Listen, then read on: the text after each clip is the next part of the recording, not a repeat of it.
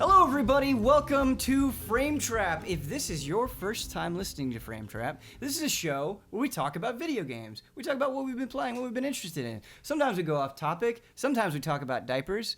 If you want to know more about that, check out the last episode. But yeah, I want to know more about that. You do? Yeah. I mean, I know the context, but it's not all filled in. Right. And I have questions. Yeah, I understand the reference. I didn't actually get to listen to the full conversation. It's worth it, and It's it keeps coming up in a beautiful way. Yeah. But with me today, the ever affable Brandon Jones. You have a glow with you today, Kyle Bosman. You look ready to talk. Radiant. I'm ready Radiant. to talk. Yeah, I like that, Jones. Seldom affable, but today I'm affable. Okay. Daniel Bloodworth. Hello. Very busy Daniel Bloodworth. Yeah. like the responses from Bloodworth, I can just tell he's working super hard because they're very short. Like, all right, do this. Like, no, we don't have time for pleasantries. Not that you're not being pleasant, but it's just straight to the point. Get it done. Keep drilling in. This is the first Frame Trap we've done. This post 1 year anniversary. Year 2, baby. Year 2, yeah. I keep thinking about us like a new season of a show. Mm-hmm. That's kind of how I'm processing in my brain. Okay. So I wanted to do a brief check-in for the listeners. How are you guys feeling for year 2? What do you want to get done in year 2? More meetups. Couple more events than we did last year. Some different event coverage. For example, I do not believe you will be attending TGS this year. That was kind of a special thing that we did last year. Doesn't mean we're not going to be sending you back to TGS someday. That is definitely always a goal, a dream. But yeah, kind of like a shift to focus on different events and see how those work out. GDC already, which we didn't really focus on. We didn't exist when GDC happened last year. Right. Yeah.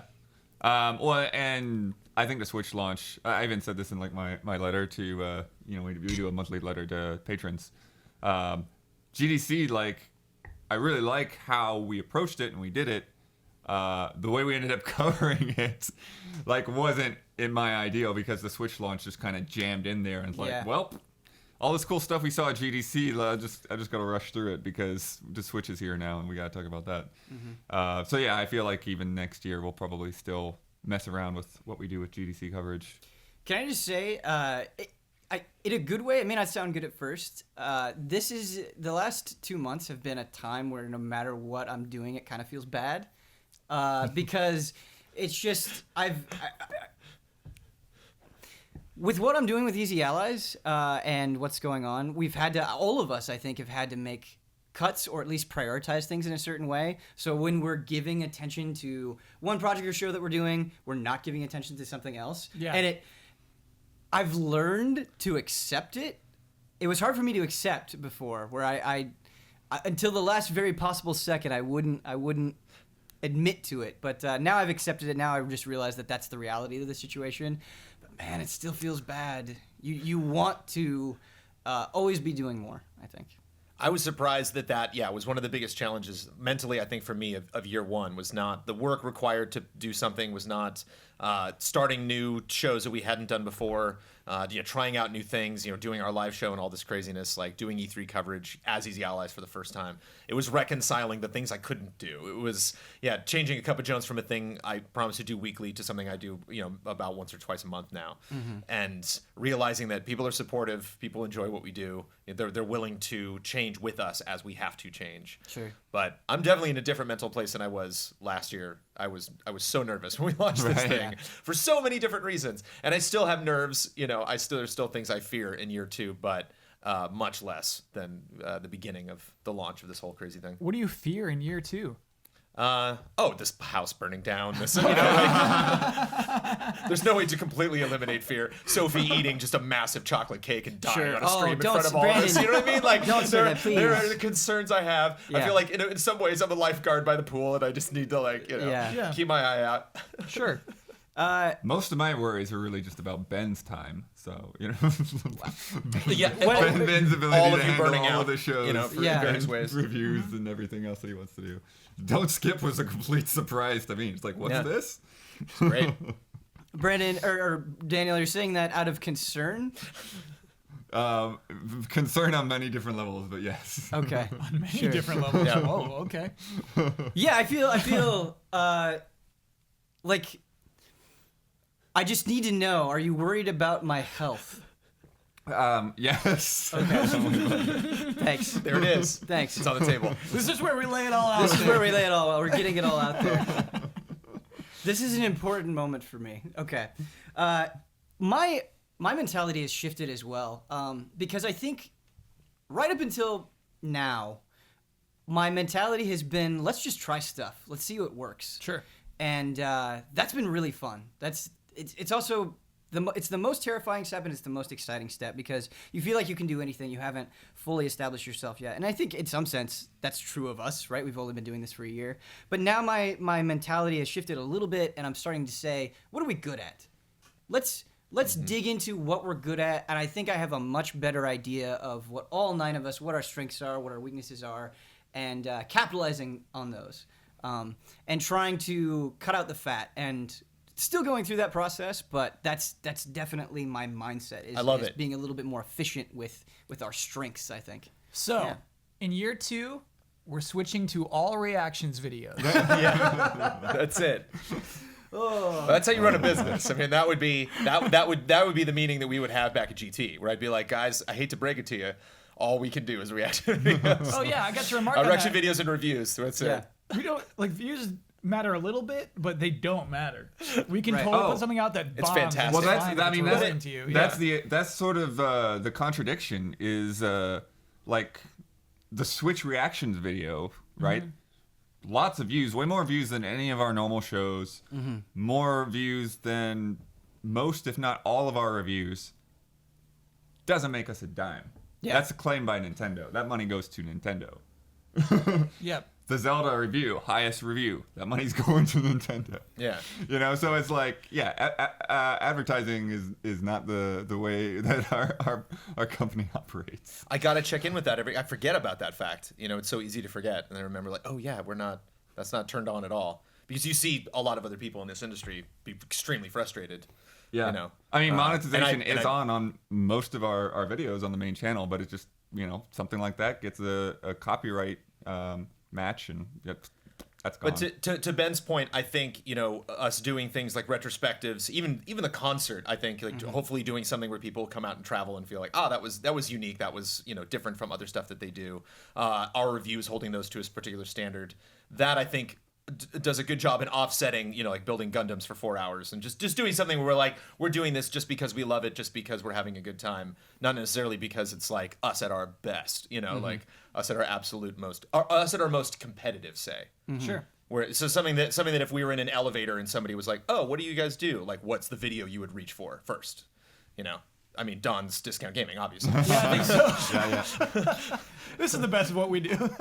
What I like about us now, a year in, that was a little uncomfortable, I think, during the end of the GT days, is we weren't steering the ship in a grand sense. There were decisions being made, people being shifted around that was out of our control, and that always changes the dynamic. Pouring the water out. Right. Whereas now, we're 9 people. We've been this group of 9 people for a year now, and so I feel like I know you all much better, and how you work, and how we're gonna get things done, and how I insert myself into that. And so I feel like we're kind of in that phase where it's not, all right, how do we do this, but how do we do this in a way that's honest to us? And that just feels way better. Like, I feel like the decisions we're making now are coming from a place of strength, and that always feels good. I enjoy the post-group stream check-in about the quality of the stream itself, which then can allow for the conversation of the actual video game.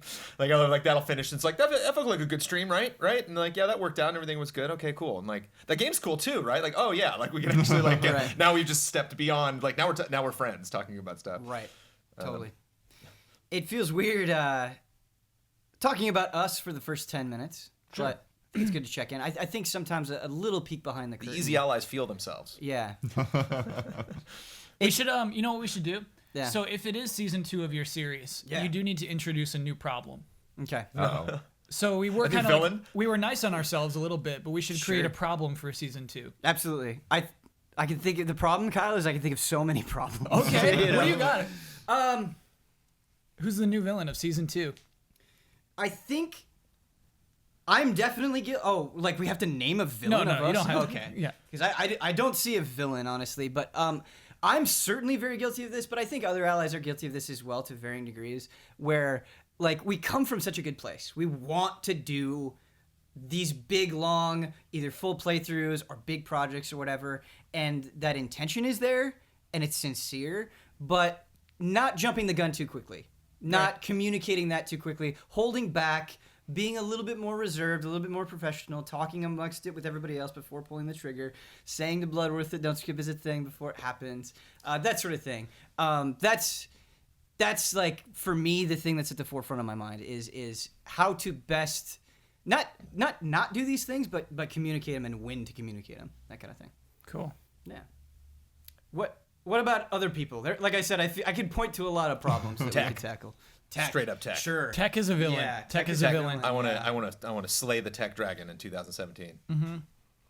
And the main reason why tech has been an issue is because the same people that are creating the shows, the same people that are writing the scripts, the same people that are planning streams and performing in those streams are the same people solving all the tech issues. And so there's just not a lot of time to specifically devote to tech. I think in 2016 there were 2 or 3 separate occasions where Damiani and I believe Bloodworth and Ian and myself like showed up 2 or 3 hours early for group stream and like tested stuff for several hours.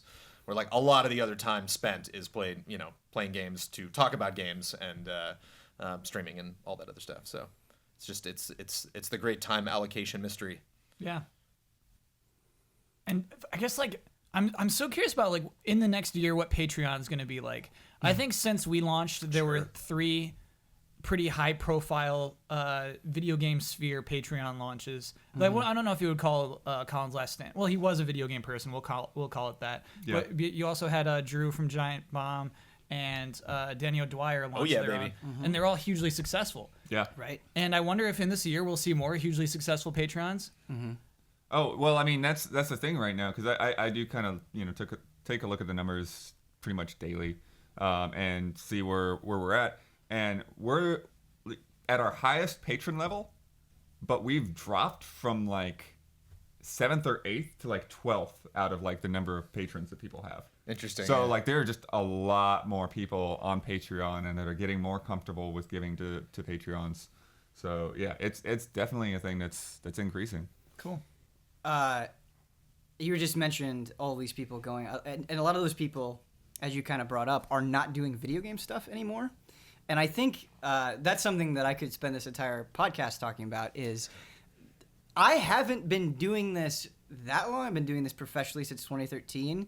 And what people want out of video game coverage has spun all the way around about 4 times. Yeah. Like it's so crazy. And something that I'm thankful for is, I think we are aware of what people want. We try to be, we care about that. We want to do things that people are interested in. We want to give you guys good discussions. But at the same time, I feel like we know when something is just us and we're okay with it. Like the Gundam streams are a big example of that. Sure. I'm glad that like the Gundam streams aren't what other people are doing, how can we capitalize on that? It's not a business decision. It is just raw let's build Gundams. And the fact that like people will respond to that super enthusiastically, like to me that is the center of EZA.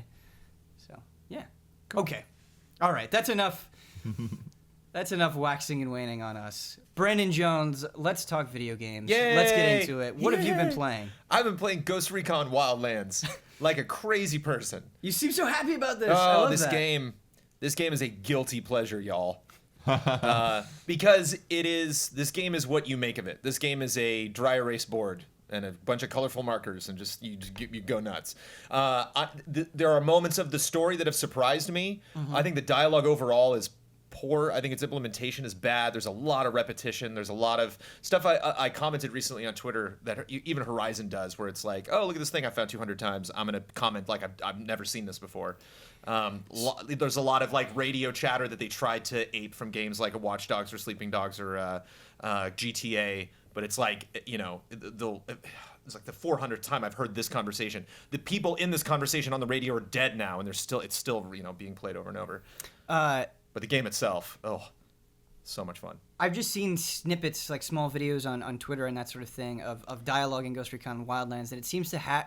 I mean, I'm not coming from a place of knowledge here because I haven't spent a ton of time in the game, but it seems to have the Moira problem from Resident Evil Revelations 2, where they will curse, like they'll combine vulgar words in a way where you're like, wow, I've never heard somebody say that before, and it just feels a little awkward, but. Unlike Revelations 2, we were very much trying to pay attention to the story and what's going on and uncover this mystery. In Wildlands, we were just kind of messing around. Yeah. It seems like it wouldn't be as big of a deal. But the trick is, it's like 4 guys go into Bolivia to take down a drug cartel. Like, I don't need them all to be best friends. I don't need any big, like, revelations here. Like, you can pull that off without doing that. It's fine. It's just when they try, they're like, we really want you to laugh at this. And like, oh, God. Like, Are they hired by a government? Who are these 4 guys who are just hanging out? Yeah, they're U.S. government. Okay. I don't know specifically what. I mean, they're ghosts. Like, I don't know what jurisdiction the ghosts fall under. But Right.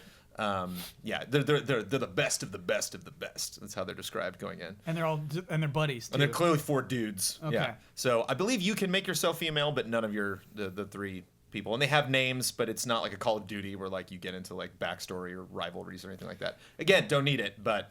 Yeah, they'll be flying around a helicopter, and I'm just like, oh, not this. Oh, God, please, not this thing again. I've heard 20 times. Like, What is the this thing? joke. Just some joke that they tell each other. Like, well, actually, one of my favorite ones was one guy was like, hey, you don't think they'll notice if some coke's missing? Like, how are they going to know we're seizing all this coke? And it's like, no, when we get back, we're clearly going to be drug tested. So, like, don't touch any of the merchandise.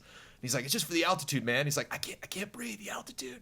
And this is like while I'm like in a helicopter, like flying like in the middle of a mission. First time I chuckled, but 40 times, I'm not even kidding. Just like, oh, God. When you're playing Wildlands with other people, do you find yourself talking about other things more often, or do you find Sure. yourself talking about the game more often? Oh no, yeah, it is a podcast game, Kyle. Like, Sure, it is something. Oh, yeah, yeah, I can see that. Where, but at the same time, like I bet people actually going in to do this mission would be talking about their kids' soccer games or would be listening to music or something. Just something to. It's a big task that you have to do in Wildlands. Like this open world game is incredibly intimidating. Like I cannot believe how much stuff there is to find. That not all of it is like dumb feathers that you get some like hat out of when you're done. Like everything levels you up, everything makes you stronger, everything has interesting like contextual story bits to it. Yeah, it's just not. Yeah, story is just not necessarily what I'm playing this game for. Sure. And so I just think they overdid it. Whereas I wouldn't mind if all it was just this kind of really base chatter amongst them, because all of that is really good actually. Like when you'll spot people with the drone, he'll comment differently every time. Mm-hmm. So if like you highlight the 10 guys, like that makes 10 guys instead of just being like 10. And so you can hear in his voice like 10 guys. Whoa, like there's a lot of people at this outpost. And so even just little stuff like that really sets the scene. And then if you bring in a lot of story on top, it's like I didn't need that. Because like other Ghost Recon games don't have this attitude. Yeah. This was introduced into Wildlands. Because I just think With they still played a little lot Bad of Watch Company Dogs and stuff. GTA, and they were like, okay, we have 4 dudes rocking around, Yeah. Final Fantasy 15 style. Like we gotta make them friends. We gotta have them talk about something. Sometimes what I have to remind myself is the games we play are not always pure choices. We'll get a game in and we feel an obligation to cover it, and it's like, who's going to cover it? Well, who's available? Who's interested in it? And so sometimes you just are playing a game not because you're like, wow, I can't wait to do this, but because you have to, and that's part of the job. With Ghost Recon Wildlands, it definitely kind of felt like that, where it's like, all right, Jones, you take this, you play it, you spill your thoughts on it. Would you recommend this to somebody? Like if you were talking to somebody that had to go and spend $60 on Ghost Recon Wildlands, what would your attitude be about it? Because right now I sort of get this guilty pleasure. I've seen friends. Well, the thing is, it's 2017. Everybody, so it's Right, like yeah. if you're at Toys R Us or Best Buy and looking at shelves and you don't own a single game released this year and you're like, I just don't see anything good, then that I don't see that happening. Like there's a lot of options. I think a lot of the games are transparent in ways that you can understand if you're a fan of particular genres. I've seen on social media a lot of people that are Ghost Recon fans are like, this isn't a Ghost Recon game, and like I've played a fair amount of Ghost Recon games, and this is my favorite Ghost Recon I've ever played, just because of the fact that yes, you can go through experiences that are very different from classic Ghost Recon games that you know and love, but at the same time, like I've gone through some and I'm like, that was better than any Ghost Recon mission just by the nature of just random things happening. Mm-hmm. Like one of my favorite things about this game is how open it is in like when you have people that jump in multiplayer, like you can still be doing whatever you were doing. You just, your little 3 co-op buddies drop out and then the multiplayer people jump in. But if they jump in and they're miles away, you don't have to wait for them to do a mission. Just do it, you know, like, and a lot of times, even when I'm playing by myself, I'll be outside of some area just about to launch a mission and a convoy will go by. So these are like 2 missions that are bumping right into each other. And so it's interesting seeing moments like that in the open world. So this is like a convoy I'd have to grab to like get supplies. And then or something. could you bail on your mission to help out that? I hadn't started the mission yet, so I was just about to Yeah. go in and engage that area basically, and I could totally bail and be like, oh, let's go grab this. How does the game run all those missions at once? That's crazy. Yeah, I mean, the convoy thing is not so much a mission. Like it wouldn't Okay. tag like you're on that mission. It's just like a side thing that happens. It's like a resource you can go pick up that is in vehicles that are moving that have like human beings in them. But and so it's just it's pretty crazy the stuff that can happen. Like it's not like the prettiest open world game I've ever seen, but it is absolutely enormous. It's probably like 3 times the size of Horizon. And it can just be really fun to just methodically go through. And I've just, even going back to like the Nintendo 64 and really getting in the mindset of like being James Bond and being like, I'm going to be super stealthy going through this mission. And like, I'm just going to use my pistol, even though like I don't need to, but like, I just feel more like James Bond doing that. And just getting in the mindset of like these 4 guys who are going on like no sleep, no food, sleeping in the rain, going through Bolivia, going outpost by outpost by outpost, taking no prisoners, killing all of these cartel guys, getting all the info and getting out. It's just like, I love it. I really dig it. But I don't dig it in a way that I don't care about these people as much as I would Persona 5. Sure. I don't, you know, But- I didn't, you know, I'm not going to cry at the end of this like I did Horizon, but it's still like I see that open world and it's all right there. I just love open world games that they're like, it's all right there. You don't have to, which is the complete opposite of Zelda. You don't have to like go into an area and not know that something's there. You're specifically going to that town to get that object and get out. Jones, this sounds like a good time. It's fun, and even more so if you can play a multiplayer. If you play the whole thing single player, I would see getting burnt really easily. Sure. But like, if you just have some friend, and all the times I played multiplayer, my friends just jumped in. Like I was just playing something, Yeah. and then like, oh, there's Brett Phillips, and like, oh, let's go. Nice. Like, Well, and I think it maybe sounds like an even better time because of when it's coming out. Because thinking about playing through Yakuza and Gravity Rush and Neo and Persona 5, these are all super long, very story-heavy games where you are paying attention. They are not podcast games for the most part. Maybe you could make some arguments with a few of them, but something where you're just like, yeah, just kick back, talk about things, shoot dudes.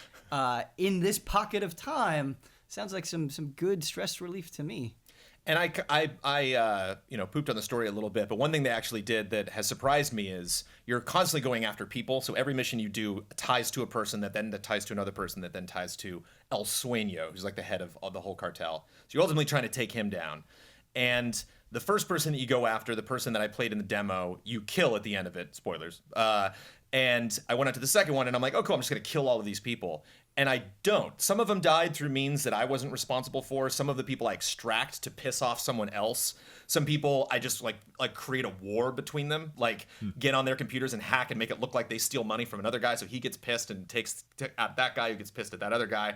So it's fun to like think of multiple ways that you could dismantle like an organization like this. But that's all story based, right? Yeah, I mean, you get a little bit of reward sometimes. Like you'll actually like encounter that person, so it's fun Yeah. to like kidnap the person that's in head of like their church and put her in a helicopter. And the whole time I'm flying her over to a base, she's just yelling at me and spouting all these like religious like. You know, Yeah, but I mean the mumbo hacking jumbo. thing is really cool to pit 2 forces against each other, but that Right. is like an element of the story that will happen regardless of the decisions you make, correct? Right, yeah. Okay, got it. That's cool though. That's cool. Yeah, you don't get to decide like, this guy versus that guy. Yeah, the story's linear. But I was just surprised. Like I thought it was going to be a crackdown. We're like, I'm just killing all of these people. Yeah. And it's a little more simple than that. And it does suggest that in the story where you get to a point where the guy's like, okay, so I'll just go kill him. And Bowman, like your main contact's like, no, actually, we're gonna, do something. I need you to rescue them so we can interrogate them and then get more info and yada yada. Fight smart. Yeah. And I believe I haven't done this yet because I want to get 100% completion on this game because I'm addicted to it. But Wow. I don't think you have to take out everybody. And this is like a 2017 goal. I'm talking about like this weekend. This is just Don't do like it, Jones. just- slowly yeah. but surely. I know Huber's down. But Why? Yeah, I just don't feel specifically rushed, like, to get through the whole thing. It's just kind of fun to, to take it at my own pace. But I don't think you have to take out everybody. Like, I just got a signal to take out someone that other people are tied to that I can also take out. But I think it kind of trickles down where if I take this guy out, it'll cross those other people off and be like, there's no need. We got the guy we were looking for. So in that way, you can kind of choose which way you go around. If there's a zone, you're just like, screw this area, I don't care, I'll go do something else. You don't have to do everything to beat the game. Yeah. Don't. Don't do it. It's fun. Well, it's like Zelda, if you were saying you wanted to like find all of, get the whole Zelda map, even if you didn't necessarily need to, I wouldn't be like, no, Kyle. There's a difference between the whole Zelda map and all the seeds. Yeah, I've heard people regretting the Korok. But you don't know where those seeds are. Where in Wildlands, they show you everything. Like, they tell you. I mean, you have to find the intel that points that's to what it. I think that's the side where we're switching over already, but I think that's the side where the Korok seeds actually work. Is it's like, because they're not all over the map, and you're not just like going through every point to pick these things up. It's like you just see something that looks weird. Yeah. And it's like, oh, cool, there's a seed, But I'm not getting all of them. Now that I know how many there are, there's no way I'm going to try to get all of them. Brandon, this is the first time that I felt this way on a frame trap. Ooh. Usually when somebody is talking about a game, if it sounds interesting to me, I put it on a mental list. I'm like, I'm gonna get to this. I'm gonna check it out. I'm gonna put some hours into it. Not necessarily finish it, but I'm gonna put some hours into it. With where we are right now in video games, at this point in time, maybe it'll change in the future. It's sad because a lot of the things that you're saying about Wildlands, I'm like, oh, that's interesting. I didn't expect that. That's cool. But there's this invisible bar that it just hasn't crossed, and so I'm like, nope, sorry, the competition is too stiff right now. Yep. Nothing personal. Yeah, it's sad. It's weird. It would take like John's saying, like, and at one point the map splits open and a castle rises from the ground. Right. Yeah. And it's like, okay, all right, you jumped over the bar. Yeah. It would be it touches your heart moment. Oh yeah. But I almost feel like that's its own specific like label to put on games this year, where it's like, I'm not playing this because I don't want to or don't think it's good. I just, come on. I can only play 4 games this year because of how huge they all are. Besides Wildlands, what's been occupying your time? Started Lego Worlds again. That was fun. Playing that because that finally launched. Been streaming that a bunch. And just recently started a full playthrough of Final Fantasy VI. Yes. And what's nice about Final Fantasy VI is I went back and played Red Dead Redemption, played through all of that to see if that holds up. Yeah. It does. Holds up. Went back to play Assassin's Creed Brotherhood. Didn't hold up as much as I thought it would. Ooh. Dragged on a little bit. It's just, after playing something like Uncharted 4 and then going straight into, this like go left, go up, go left, just kind of the rigidity of this system that they were still perfecting and getting better at, is not necessarily the type of game where I could go back and really enjoy every moment. Like, I was a little frustrated with some of the mechanics, and the story kind of dragged on a little bit for me. And then I started 6, wondering, I played so many versions of it. I've played this on, the PlayStation, PS1, back when that came out. Is that on Steam now? Is 6 on Steam? The new mobile version? It's the mobile version on Steam. Is it on Steam? Yes, I it is. played that on my iPad, and I didn't finish it. But I've just gone back and played the Game Boy Advance version when that came out. But the original Final Fantasy 3, which was funny because I tried to find it in the Wii store, and I'm like, they only have Final Fantasy 3. They don't have 6. And I'm like, aha, I see what you. They have it listed as 3 on the Wii store. I mean, it's the Super Nintendo game, and that's what it's called. All right. It would be disingenuous to call it Final Fantasy 6 because that game was not released for the Super Nintendo. That didn't happen. Yeah, you know what I mean? It's pure. If you list something in the Virtual Console store, it's got to be the original title of the game. That's what you're going to look for. It's time to erase American 3 from history. I love it. Yeah. It's confusing in all the right ways, but that game holds up. Tell me about Mog. I think Mog's great. Mog's great because you meet Mog in the beginning. Yeah, you meet all Mog. these Moogles, and he's one of them. Yeah. And not really giving any special attention. Like, I don't think you know if he's one of the Moogles that actually talks to you. When you split up those parties. I mean, he talks later, but when the Moogles show up and they're like, "Hey," and he's like, "Oh, you're gonna help us?" Like, I don't know if Mog's one of them. Like, I don't know if he shows up later. Gotcha. All right. In that scene specifically, but I love that there's lots of little Easter eggs that they drop in the beginning of the story. I love bumping into Gao's dad, and Gao's like, "Hey, what are you accusing me of?" And like freaks out on you. And like, if you know the story and you go back and play that, it's like, oh, you just dropped some hints there that that's who you are. And that Locke freaking out about Terra, like having, losing her memory. You're like, whoa, he just kind of reacted about that. I wonder why. There's like lots of little bits there that make up for what I think is the only thing that doesn't hold up for 6. which is just the script, because there's a humor that resonated a little bit more in the 90s that doesn't necessarily resonate now, and some things that maybe got lost in translation, the restraints of trying to fit these massive conversations inside these tiny little windows in a short amount of time. Specifically with the humor, what are you pointing at there?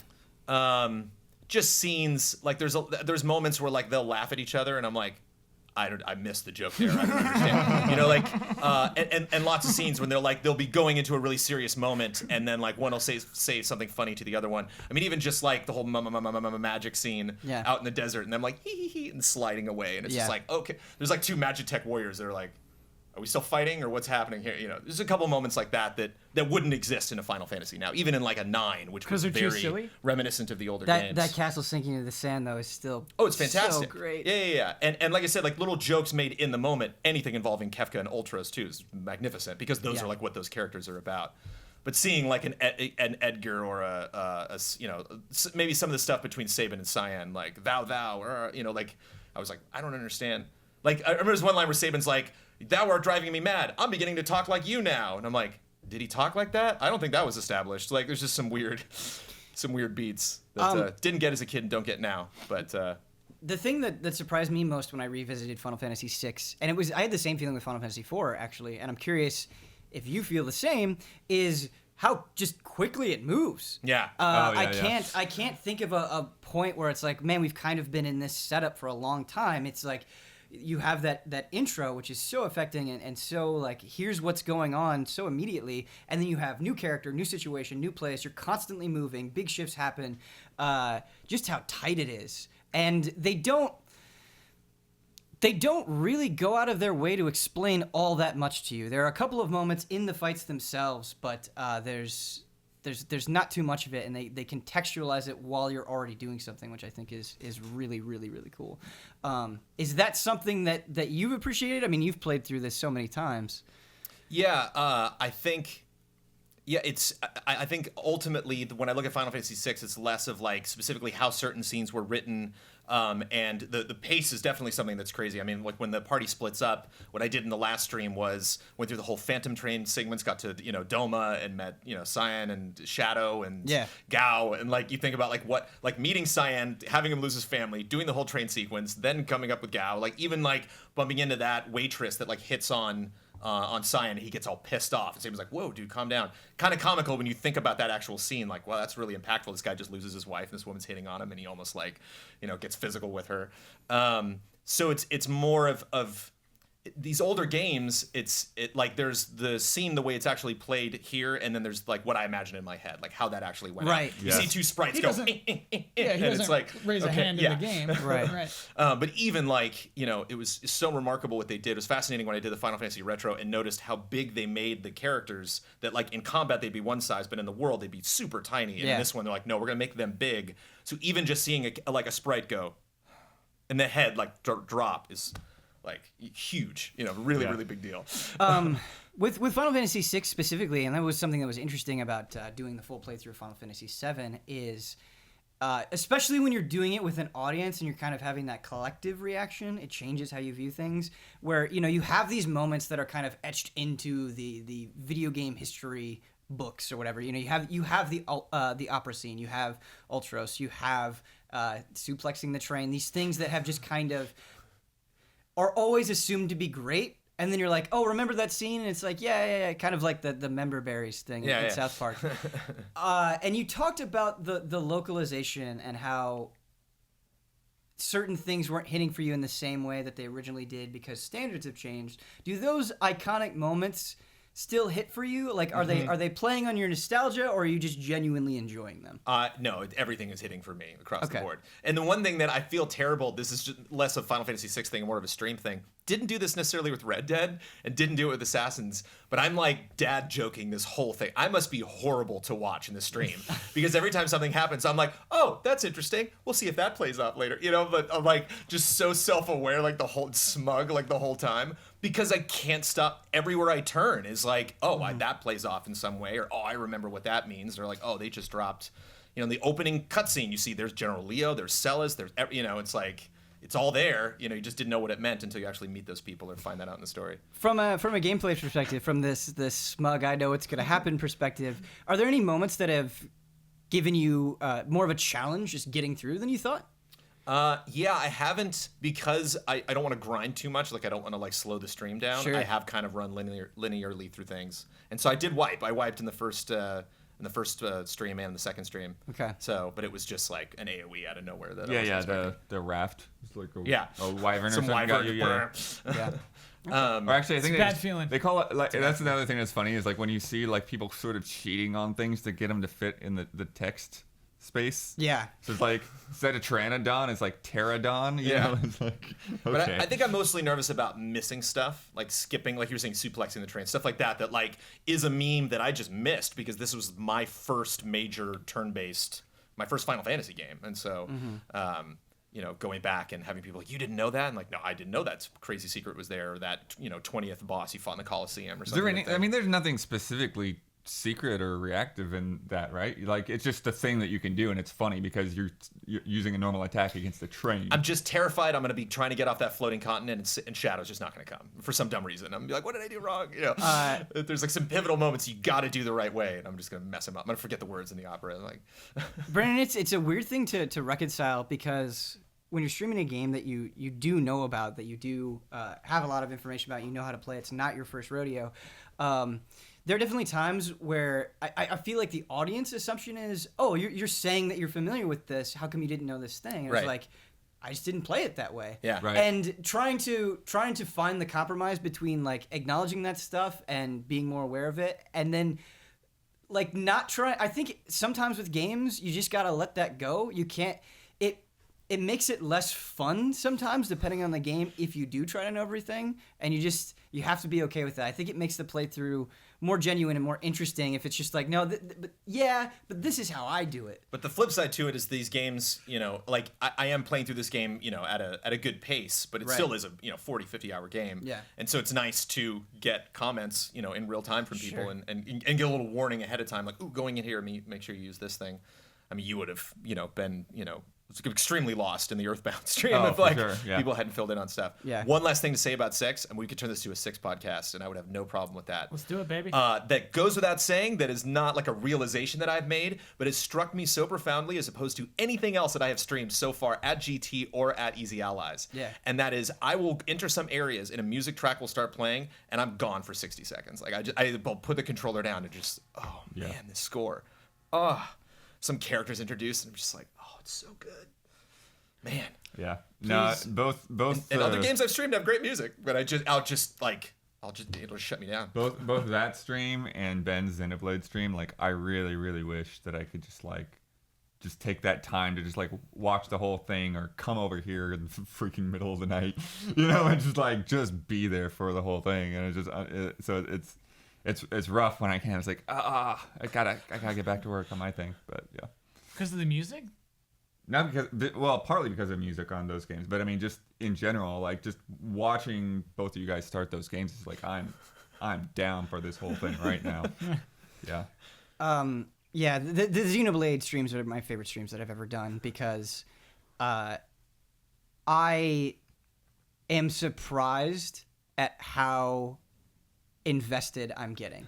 I think when you stream a game, it's great because you're sharing this experience with other people, but it's bad because you're always aware of those people. You want to be entertaining, and when you're thinking about grinding in a JRPG, you're like, is this boring?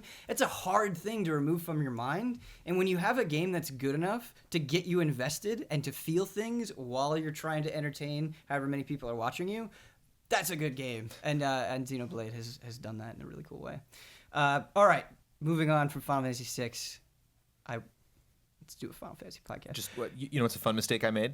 I gave the wrong password to the kid with the cider. You gotta, Jones, I've never played Final Fantasy VI, and you keep looking at me and you're saying all these names, and right now you're saying the kid with the cider. I'm not You even know what sure I'm I know talking what I about. that don't know what yeah. you're talking about, man. Fill me in. There's a kid that you have to get past, and you have to give his dad cider. Where and why? What And is somehow this? it's locked. He's subterfuge. You're the thief character, and you're trying to sneak around a town in wartime, which I actually felt kind of so exciting. left out the last 10 minutes. I'm I sorry. was trying to make a gone in 60 seconds joke when you said I'm gone for 60 seconds. I'm way behind, Jones. Okay, so you're This a is it. thief. We'll be done. Yeah, There's you're a thief character. You're a thief. You disguise yourself. You actually steal from people and steal their clothes. Yeah, that's pretty And they funny. they become naked in the combat window. And they're like, oh no! They're called birthday suit. I can do that at any point against random enemies. Just in this one specific area. Well, you can Okay, steal okay. from. He's the thief, so you can Right. steal from anybody. But in this instance, in this one scenario, Okay. when you steal from specific characters, you take their clothing and he puts it on. Great. And there's extremely. I think you learn the password from like a book or something. You can get it from an NPC. And I should have known, but like I guessed the first dumb thing on the list and got it wrong. And I have never gotten it wrong before in any playthrough I've ever done of 6. And it cuts to black. You hear Bolt 2, like the sound effect, like for like the Bolt 2 lightning spell. And I like appeared in some other area, like knocked out. And I just thought that was funny that the kid like Bolt 2's you, like I don't know, like has like a taser. Or something. That reminds That's what me of just happened. the shopkeeper in Link's Awakening, where if you try to steal something, he just blasts you out of the thing. Are you locked out of that thing forever now? No, I just okay. thankfully actually I didn't have to do the whole scenario again. I just had to go back to him and get it right. Cool. So I thought that was funny. I got you stressed there, Con. I'm sorry. You got me stressed, man. Now you can talk be about crazy stressed. things I don't understand. I'm never gonna say the kid with the cider. Cider Kid. Cider Kid? When is he getting his own amiibo? I'm trying to understand the stress. trying to understand. It's context stress. Kyle, what have you been playing that hasn't been making you stressed? Very little. Everything makes me stressed. Like you said, you feel bad playing anything. Right.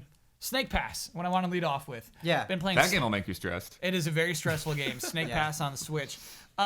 So what I want to say that is really good about Snake Pass is, it is, I would call it a 3D platformer. Everybody knows that Yep. I have a broad range of games that I would fit in that category, but I would count it as a platformer. Yeah. There's no jump button. Definitely. Which was previously a requirement for platformer, mind you. Mind you, that's been used against me in previous Wait, arguments. All right. there's not a jump button, but there is jumping. No, there's no jumping. I don't want to make this a thing, Yeah. but I feel like I have a productive comment here. I have Ooh, jumped in that okay. game. This meme, this thing that has clung to Easy Allies that Yeah. spawned from Captain Toad Treasure Tracker. Yeah. Okay. This The puzzle game. The puzzle game. Yeah. The platformer argument. I feel like you tried to set up with bets, but it just came out. You know how we did the Hall of Greats thing? Yeah. And we said officially and collectively, all 9 of us, Yeah. if this gets put in the Hall of Greats, you can't deny it. Yeah. Set in stone. I feel like we need to do something. Genre battle. I've talked about this. Yeah. This That'd be idea. fun. This Yeah. idea has been shit. You shot this I'll put it idea up. down before. I'll put it up for a vote. Put it up for a vote. As a stream. Oh, As for a a stream stream would be genre really battle? good. Yeah. But we all got to And be we all in list on it. evidence. And we Yeah. talk about it. Yeah. Yeah. I have prepared arguments for this make-believe Oh my show. god. Oh. I'm already behind. So I would consider this a 3D platformer. However, 3D platformers, you have what you expect the controls to be, and this is not that. You are a snake, and you feel like a snake. You feel like a I was gonna say solid snake, but it's so true in that the snake doesn't clip into itself when it overlaps with itself. It's the snake on itself has good clippings. It's you move by holding down R2 and slithering as a snake would. You can just hold R2 and move a little bit, just kind of like a little slither motion. However, to really get any locomotion out, you got to slither. And you can slither up things. And so actions that you've seen in other games are actually like climbing a ladder is interesting because you feel like you are climbing the ladder through your own motions. I really dig that. And basically how you would do that, you could do it without it, but there's a grip. There's like a tighten your snake body with L2. And so you'd kind of be like L2ing and R2ing up the ladder. And things like flipping a lever, you have to do. You don't just walk up to it and press X. You wrap around the lever and slither sideways. Pressing buttons, flipping things, it's all really fun to do. Rolling a ball as a snake because of how fun the locomotion is. And that is what the game is centered around. It's also really mentally taxing, and it's not apparent until you're going through it, because something that is nice and encouraged and is like designed into most video games is they don't want you thinking about the controls. They want you to get comfortable with that stuff as quickly as possible, and we praise that. Whereas here, like you said, even the simplest thing, you're thinking about every single button you push, every way that you move the analog stick, and that takes a lot of effort. Yeah. And what I like about that is the game's designed around that around how fun it is to be a snake. And so there's not enemies for you to eat. Nobody's like wandering around with a spear trying to kill you. Yes. There's no timer, there's no life counter. It would be kind of funny if there was an enemy to eat and you had like this big bulge and like you had to account for the bulge somehow. Yeah, you know what? They should just be mice. They can't kill you, but you can eat mice. I don't know what the Or advantage mice. of that would be. Yeah, I don't Maybe know. you go You just faster. slowly but- digest them. I There's like like a the bulge digest idea. meter. Yeah, there's like like a mouse will appear like above the health, and then it'll slowly drain Well, Jones, as such a its cute snake, bodily though. nutrients are being sucked out of its carcass. so that's another cool thing about this, Jones. There's no meters, there's no HUD, there's no life. That's awesome. No Yeah. HUD is so great. If Yeah. any game that can pull that off is aces. Yeah, and the camera's really close too. I really like that. It doesn't go out far behind the snake for you to give you a huge view of the environment. You feel like you're on top of the snake. You feel yeah. like you're with this snake. The As whole somebody time. who hasn't played a second of this game, this is one of those games that the only way to make trailers for it is to just show a ton of gameplay. Yeah. Is that was like this game sold itself for me 10 seconds into the first trailer I ever saw, because that all it did was like, you got this weird thing, and look at them try to get this weird thing, and you Yeah. can coil over this way, and I was like, got it, I got the whole game. That was crazy in 10 seconds. You know, The whole pitch is over. I don't know what the trailer campaign has looked like, but you know, another really good thing for this would sort of be like basically like a player bloopers trailer.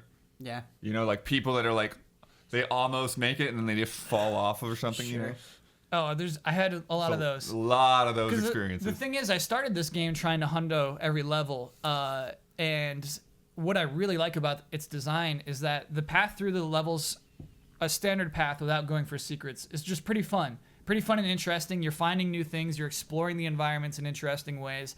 Things are hidden in plain sight. Oh, I love it when you do that. And then it's more apparent later on in the level. But the secrets are so hard to get. Just a pole sticking above a bottomless pit. Just a pole. And you're like, oh, I'll just slither around that pole. You'll die there for 10 minutes straight. But you don't have to get that thing. And so any actually difficult things are out of the way. They're coins, they're secrets that are hard to get. And so you can ignore them entirely. And so last night as I played through the game, I was just going crit path and having a really good time.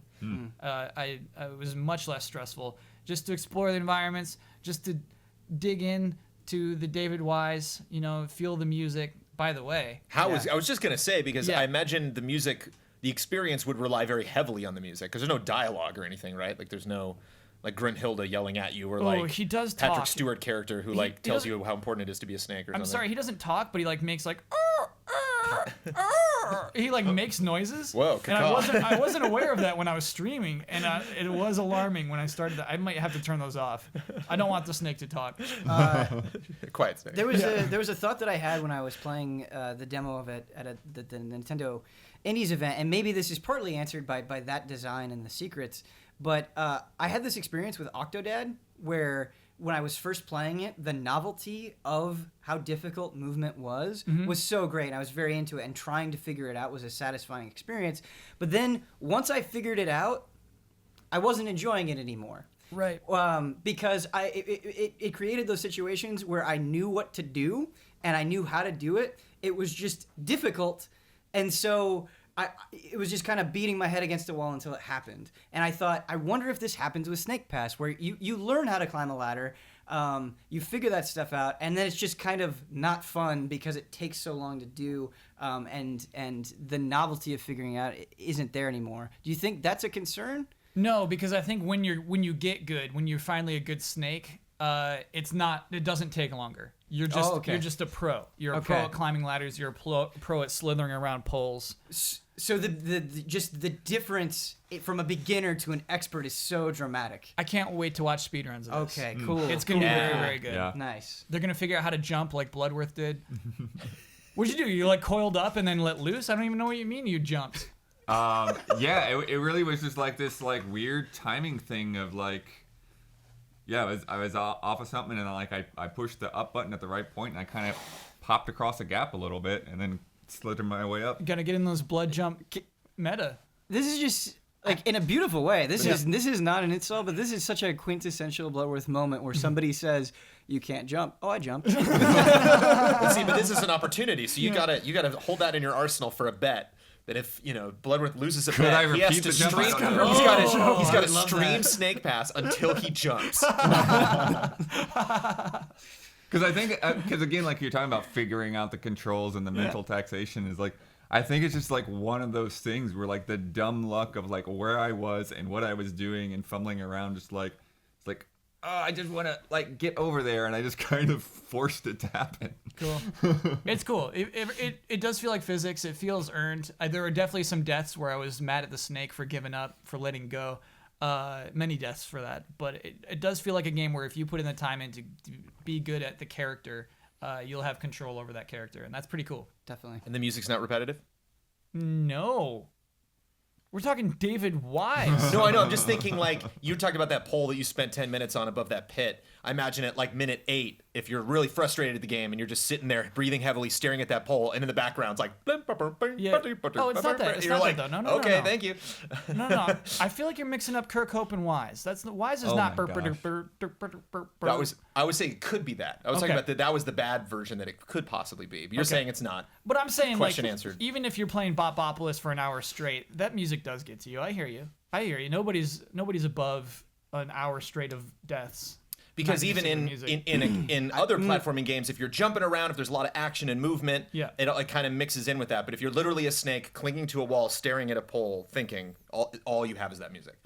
So I just wonder, does that kind of get in your head? You have that, and also the snake gets worried when he's about to die, and you can see worry on his face, and he goes, "Arr, arr," and you're like, focus, you're not dead yet, and he's like, "Arr, arr." It's like, shut up, we can still get this. Jones, it makes me so mad. Good game though. Snake has doubts. Oh, it makes me so mad. Why would they program that? Oh, it's cool. You can change his face. You can change his face like you can in Little Big Planet. Yep. Yeah. Yep. Sumo Digital made the Oh, game. nice. Yeah, it's cool. I was just envisioning a moment that I would really love to capture on camera with Bloodworth, where he's demoing a new game, a game that was just announced, and they're explaining the controls to him, and they're telling him what he can and cannot do, and then they tell him, yeah, unfortunately you can't do that, and then just with no beat at all, he just does it, and you just see like all of this hard work the developer does, like we don't even know our own game, like just an existential And it's crisis. like, does this game have dodge rolls? And they're like, no, we didn't want to have that kind of motion in the game. And then Blood's just like, Yeah. And they have to shut down the demo and like, go back to work. And, yeah. Snake Pass. yeah. You know, Kyle, I'm glad that we have this podcast that you can talk about this, because being so busy, I played the demo of Snake Pass and I was like, this seems really cool. But then reviews came out and it was like, oh, maybe this isn't as good as I thought. It's kind of getting, good to middling scores. Maybe I'll skip this. But I'm glad that you are here I dig it big time. to say these specific things. Now I'm all jazzed up about it again. One quick aside before next game. Its reviews were like 75. And Yeah. he's like, oh, that's pretty good. Yeah. You go to OpenCritic, and 75 is in the bottom 44% of all games. Yeah. It's not good. Those are bad reviews. You can just say like 75 is bad. Yeah. We can say that That's because the of OpenCritic. world we live in. I don't know. You can, Blood. It's in the bottom 44%. Well, you would know. You go No, to you OpenCritic now, and that after is Blood has not said a that, true it's like, statement. great. That is not a true statement. Okay, if you why? want to get specific, let's do it. you throw out the word bad. It doesn't mean it that is in the lower right. percentile of on average games that most people will talk about on podcasts and Yeah. reviews and stuff like that. Yeah. But that does not equate to bad. Right, because I really like the game. I'm going Right. to finish that game. Yeah. I'm crit pathing it for sure, but yeah, I dig it. Because we're dealing with crazy AAA, not let's say AAA games, but like games we expect everyone to be playing and checking out, like a Styx. Everybody adores Styx, but like how many people are actually going to like write a review and publish a review of that game? How many people are actually gonna have time to do that? Right. And so it's like you imagine all of the games that are 10 times, like It's a good I was gonna point. say worse than Styx, which Steam. I'm throwing Styx on our bus here. And Steam's I got just some didn't want to do that. stinkers on there. Yeah. Steam's got, yeah. Nobody actually makes time for those. Those rarely get actually factored into that percentage. So Right. Yeah. it's more of a focus thing than actually demonstrating the quality output of the gaming industry. Horse Racing 16. Yeah, that not a pretty score coming for that game. Yeah, from but Easy Allies, if it nobody's ever going to even happened. review it. I Yeah, mean, I see what you're saying. Jones. It wouldn't take us yeah, long. I though. mean We should. that's the thing. It would take me an afternoon. Even when you're at a site that reviews bad games, sometimes games are still too bad to review. Yeah. I remember Darkened Sky, the Skittles game on GameCube, that I didn't even know was a Skittles game when I started it. I just like, that thing looks kind of like a Skittles. And then I got to a cutscene and they start talking about Skittles and I'm like, what the heck? No, this is video game history I don't know. So this is a full-price GameCube game called Darkened Skies. Yeah, it's like an action adventure game. Okay. Kinda Dark and Zelda-ish. Sky, and there's an E at the end of Sky. Yeah, Okay. Zenith and Sky, and I, in a way, like it almost feels like they were designing it, but they just needed to get a sponsor to like finish the budget or something, and so they somehow shoehorned Skittles. I don't know, but anyway, So it's not a joke. So yeah, Skittles are your like your magic stones or whatever, like your powers. I forget exactly how they're used, but they're like objects in the game, and you're trying to collect them all or whatever. And but the game is just so freaking bad. Like I couldn't finish the review. I just had to abandon it. Like I just got sick of like trying to jump over tiny little platforms with like water that insta kills you and then things spitting you off of the platforms, and just like, okay, I'm done. Ben, I'm sorry for adding 5 minutes onto the podcast right there. No, that's Open those crate talk. moments. I still those have extra the 5 game. minutes are the best part. It's one of those moments that I had where like I was so upset with the game. I was like, I'm just going to trade this in at GameStop, and then they told me how much they would give for it. And I'm like, this is worth more to me to pull out and make fun of than to get your whatever Now we gotta GameStop bet. price. Now we got to bet. Blood plays Darkened Sky. Ghostbusters VR now hiring is something I played on my PSVR. Okay, first question. Yeah. Why? You're looking at the store. Not an not? accusation. You're, Not you're an- on- just you're on- curious. you're on the PlayStation store. You Uh-huh. won't believe what's in store. And for $7, you see a Ghostbusters game Okay. for VR. All right. Absolutely, you are buying that. And it's just impulse, immediate.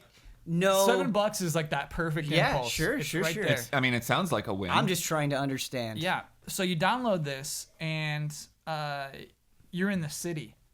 You're outside of the firehouse, the Ghostbusters firehouse. Yeah.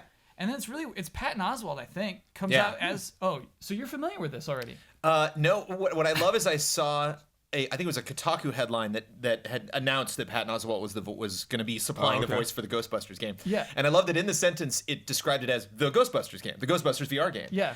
And I don't know what it is about Ghostbusters, but I always find out about a new Ghostbusters game like the day it launches. Oh, I'm like like, the what? other, What? yeah, the Like, Activision one. yeah. Yeah. There was like that like top-down multiplayer like Ultimate Alliance kind of game. Yeah. Yep. Like yeah, like day of. It's like oh yeah, it's a new Ghostbusters game. Kyle, did this just come out within? Came out last week. Okay, it's a weird time for a Ghostbusters VR game to come out. Yes.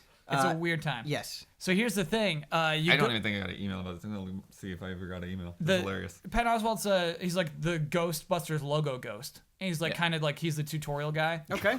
That's weird. Yeah. Context. You know, you find Slimer in a hot dog cart, but then you go into the firehouse. And in that moment, you realize, oh, this is the firehouse from the new movie.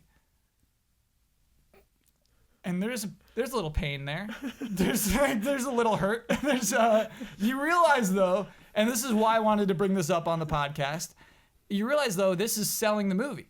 This is selling the world of the movie, and that's the Yes. entire purpose of the $7 Oh my God! VR This game. is what I've wanted if you are releasing a film that Yeah. you want people to go see in theaters, please consider this. Yes. Like when like a crazy artsy Reese Witherspoon movie has like a VR test demo, but like you know like the Avengers doesn't. Like what Disney? Well, hello, come on. Yeah. Like, How cool would it be to be in an Avengers Tower just in VR? You don't even have to make it a game. I'll pay $7 just to be in the Avengers Tower. if Spider-Man the movie launches without any kind of just instant VR, let me hang around Peter Parker's apartment VR Yeah. thing. Like, Yeah. Come on. So, Yeah. so the pain of it not being the original Ghostbusters Firehouse, I think, is totally understandable. Right. But does the game do a good job of selling the new one?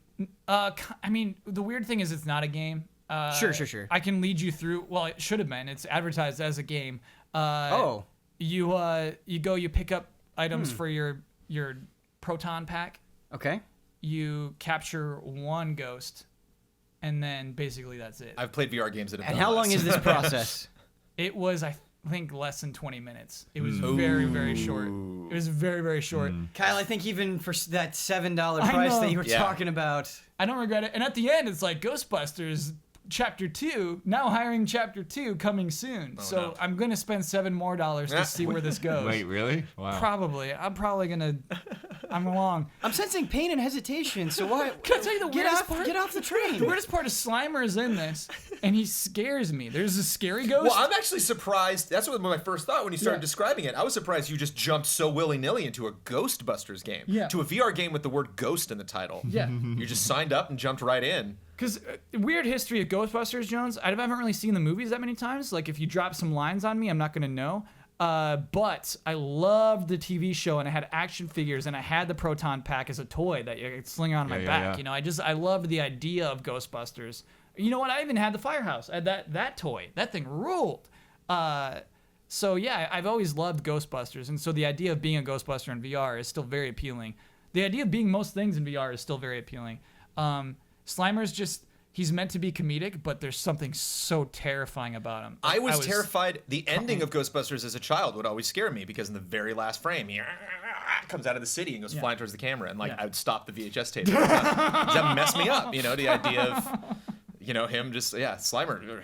But not like him just standing there. Like the visage of Slimer wasn't scary, but just that idea in film, I hadn't experienced that a lot of something coming at your face. Yeah. I think that's how the second Harry Potter ends. He's on his broomstick and he flies and it freeze frames on Harry Potter. No, it's the third. It's sadly the best Harry Potter film. It's the third one because it's the hippogriff. Yeah. And it's just him freeze frame on Harry it's Potter. like Titanic, the end. I remember my friends laughing at it. I was like, wait, what? You can't. Unless do that it's a comedy, never, ever, ever, ever, ever end your film with a freeze frame. Never. Ever. There's no reason. Well, unless you're 16 Candles, that's it. Or no, not 16 Candles. It's Breakfast Club. Breakfast Club, right? Yeah. So I before we move on, I was curious. Jones, Hold on. Jones dropped on it. What? I got to know more about this Slimer. Yeah. Because is it what Slimer's saying? Is it how it's moving? It's is it how it looks? It's how it looks. It's meant to be Paint funny. me a picture. He's inside of the tank, the big red tank you shove your ghost trap into. Yeah. And he's kind of like antagonizing you and like, and it like shook me. I almost like took off the headset. I'm like, I'm ready to go. Is it too close? It's very close. Okay. And it's 3D. It's like there's a little CG Slimer in front of you. So we got $7. I got a lot of questions. $7. This isn't exactly what you wanted. Yeah. Slimer freaked you out. Yeah. $7 might have been too much. But you $7 is too much. $7 is too much. It's too much. It is too much definitively. And you're like, yeah, I'm ready for the next one. I know. So I have to ask, are you just lying to yourself? Are you saying maybe the next one will give me what I want? I think it will because it's cool to shoot a Ghostbusters gun and it's cool to lay down a ghost trap and like trap them in your ghost With trap. VR, you never know. It's always wonderful experiences But- could always be lying in wait. Just $7 away. Sure, but at some point we have to stop lying to ourselves. We have to stop lying to ourselves. Is that the goal is that the Easy Allies goal for 2017? To stop lying to ourselves. Stop lying to I feel like ourselves. we've been doing this with licensed platinum games, where we Yeah. still can't believe, of course the Turtles game with the platinum name on it. That'll be great. That'll be exactly what we want. I think new technology will do that. We'll make dumb idiots out of us. Yeah, I'm looking at my Switch and thinking about maybe I should start Skylanders Imaginators again because it's on the Switch now. Yeah. Like Jones, no, exactly. no. Just because it's there, because you have that PSVR, it's just sitting there on the shelf, and you're always looking for an opportunity to crack that open, make yourself feel good about getting it. What I was curious about most is what like you two would want to movies that you would want to VR around in. Name it, anything. Dick Tracy. Like, Oh, that's a good one, Jones. Absolutely for $7. The 89, you just stand next to Michael Keaton on that ledge at the end of the 89 Batman, to the bat signal up there, and like. Yeah. Just there. Literally, Loading. that's it. I'd Yeah. pay $5 for that. Yeah. Just to stand there. No dialogue, no sound effects. Fine. I have one, and it's typical, but I feel like I have a very good, very personal reason for it. Okay. Okay. I want an excellent Alien VR experience, and here's why. Okay. Because when I was a kid, okay, let me try to explain this as best I can. It's kind of a nebulous thing. When you're a kid, a lot of things will scare you just because they're scary. Alien didn't scare me like that. Alien scared me because of how it looked, how foreign. It wasn't just scary. It was both Alien was something that freaked the hell out of me, but I wanted more of it.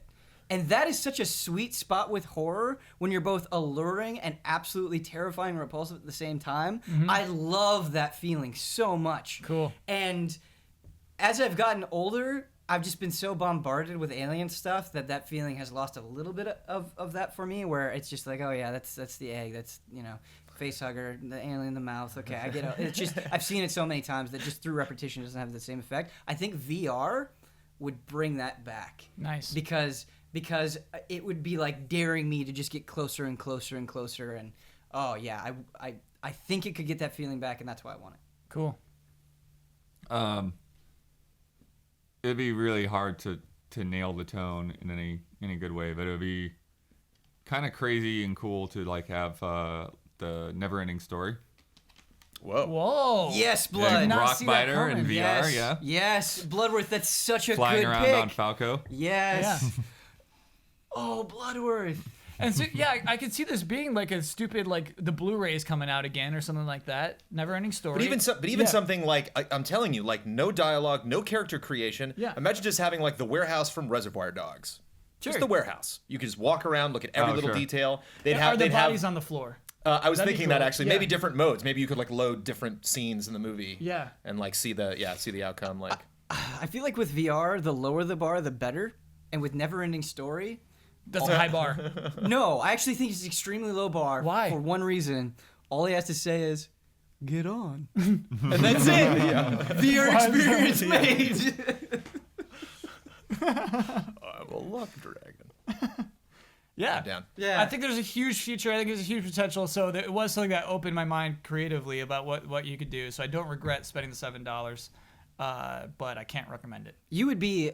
I want you to work on VR stuff Yeah. because you get it, and I think you would, if you made that Ghostbusters VR thing. I think you'd make it feel right. I don't. Well, I mean, they meant well. Oh yeah, not trying to slam on them. Yeah. Yeah. But that Slimer freaked you out. It freaked me out. That's It that's an honest response. very disturbing Slimer. Okay, real quickly. Okay. Night in the Woods. Oh I'm boy. playing through this.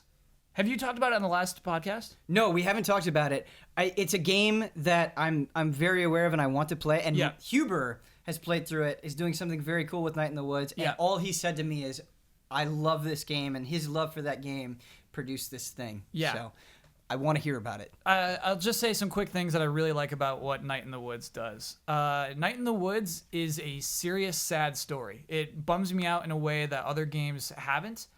Just in it's a story about somebody coming home to a small town where everything sucks, and it's kind of a weird story about like depression and your parents aren't doing so good and things like that. It's weird. It's a sad story. And I like that. And I like that the way they tell this story is with all animals. And they made one cheap yarn joke, but then beside that, they never make reference to the fact that they're cute animals. And I really like that a lot, you know. It's just a really nice looking aesthetic that you've never seen any game look like before. And on top of that, there's a triple jump. There's still video game elements to exploring this world that I like a lot. A Mario style, if you on your third jump, you jump super high. And so just having a jump button in a game like this keeps a video game player engaged while you're going through a depressing story. So it's a platformer. Perhaps you would let me. I would say maybe adventure. I'd say adventure. And Right. I think That's what so. it seems more than anything. But there are platforming elements. There are parts of the story you won't see unless you're exploring and jumping around, which is really cool. As somebody who hasn't played this game, maybe this is an unfair question. Yeah. But something that has been bothering me more and more is you say that you like these mechanics because they keep a video game player engaged. Mm-hmm. When you're playing it, does it feel like there's a divide between the parts you're getting the story and the part you're playing the game, or do they feel kind of seamlessly connected? They're seamlessly connected. Nice. There are no floating platforms. It's all buildings. It's all part of this environment. That all makes sense to exist within this environment. So they're taking the time to have this make sense. Yeah. And I mean, right, you're a video game character, you can walk across telephone wires. It's fine. You know what I mean? You're okay with that. You accept those things. But yeah, it's cool in that way. Another thing I really like is the writing, in how particular it is. It has a very specific voice. And that can be alienating. You can say, oh, this character doesn't talk like I do. But what I like very much is just so it takes place in the same like environment over courses of days. And so you'll go to bed and you'll wake up the next day. Every day I start by going downstairs and having a conversation with the mom.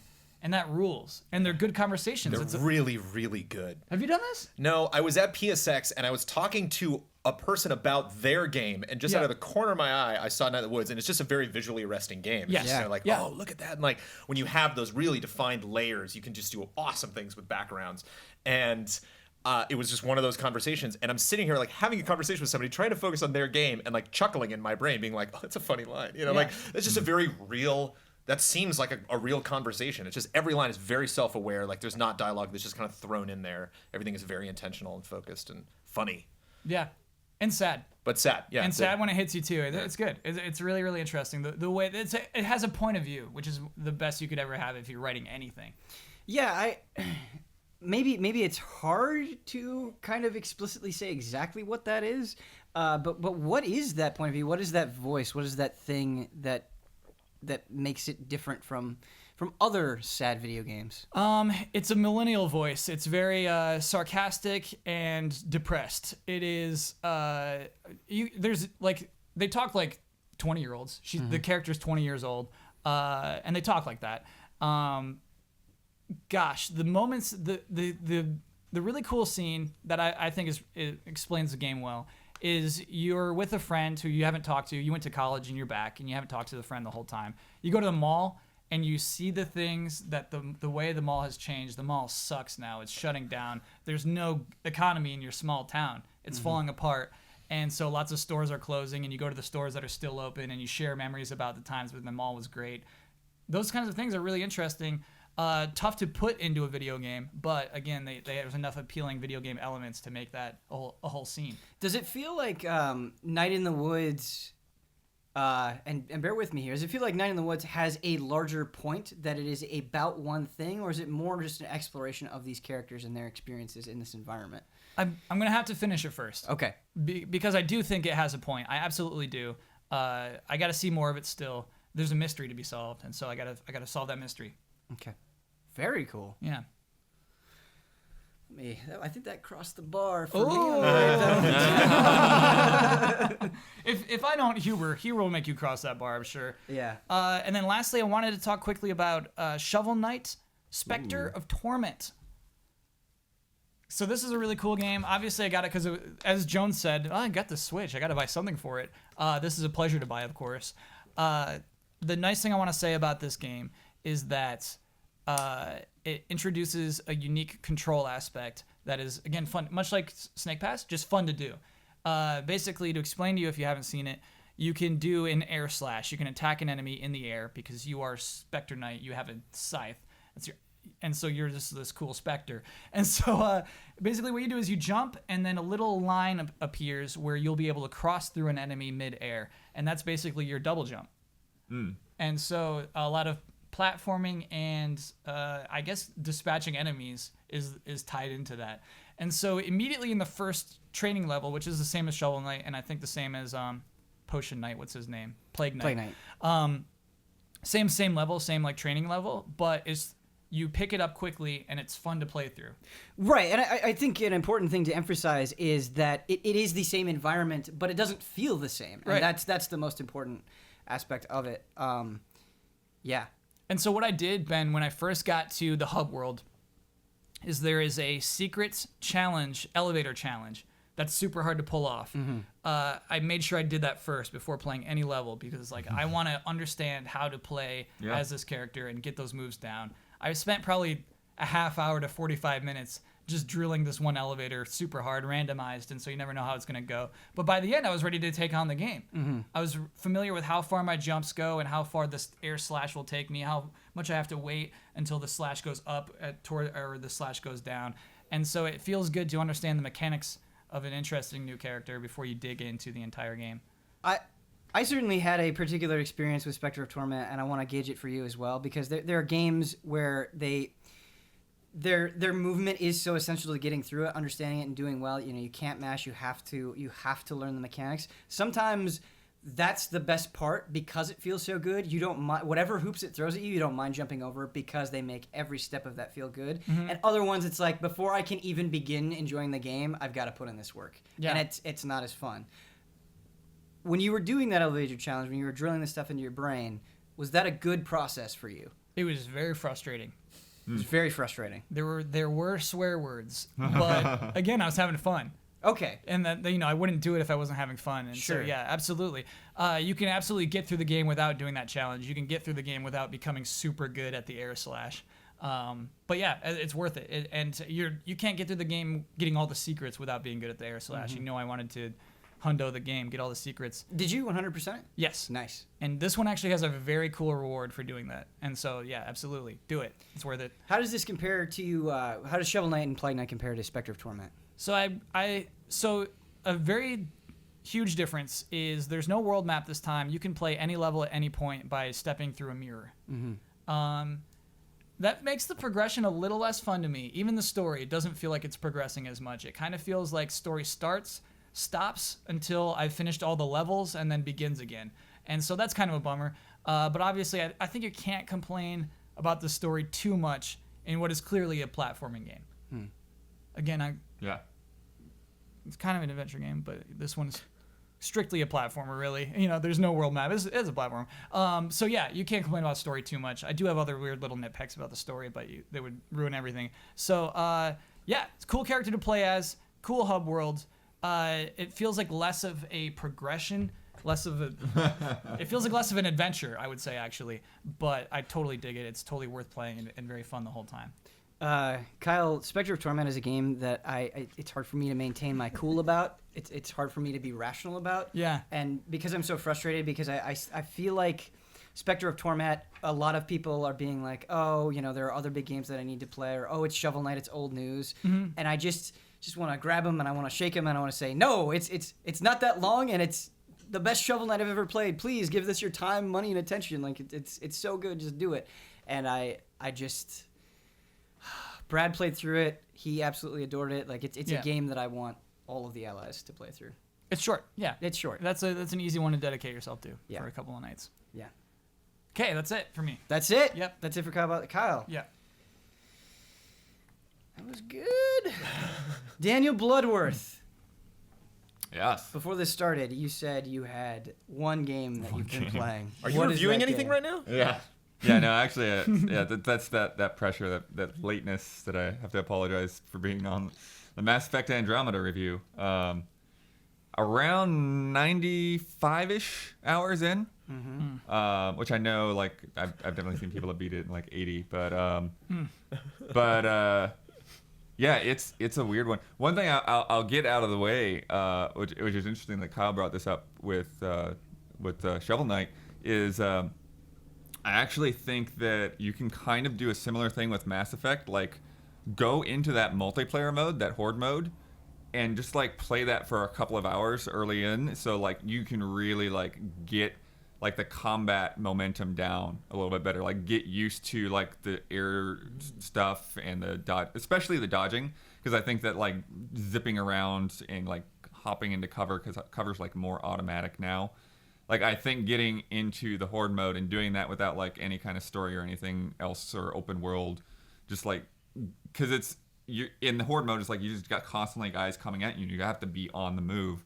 And so it sort of trains you to be on the move more rather than just, like, okay, I'm going to, like, get into cover and, like, try to shoot everyone from one spot, which you still can do quite a bit in the real game, in the rest of the game. But, yeah, I think just getting that momentum, maybe even, like, experimenting a little bit more with powers before like you really start investing skill points and that kind of thing. Putting in that time in another mode makes the single player more enjoyable. Yeah, just getting that combat down.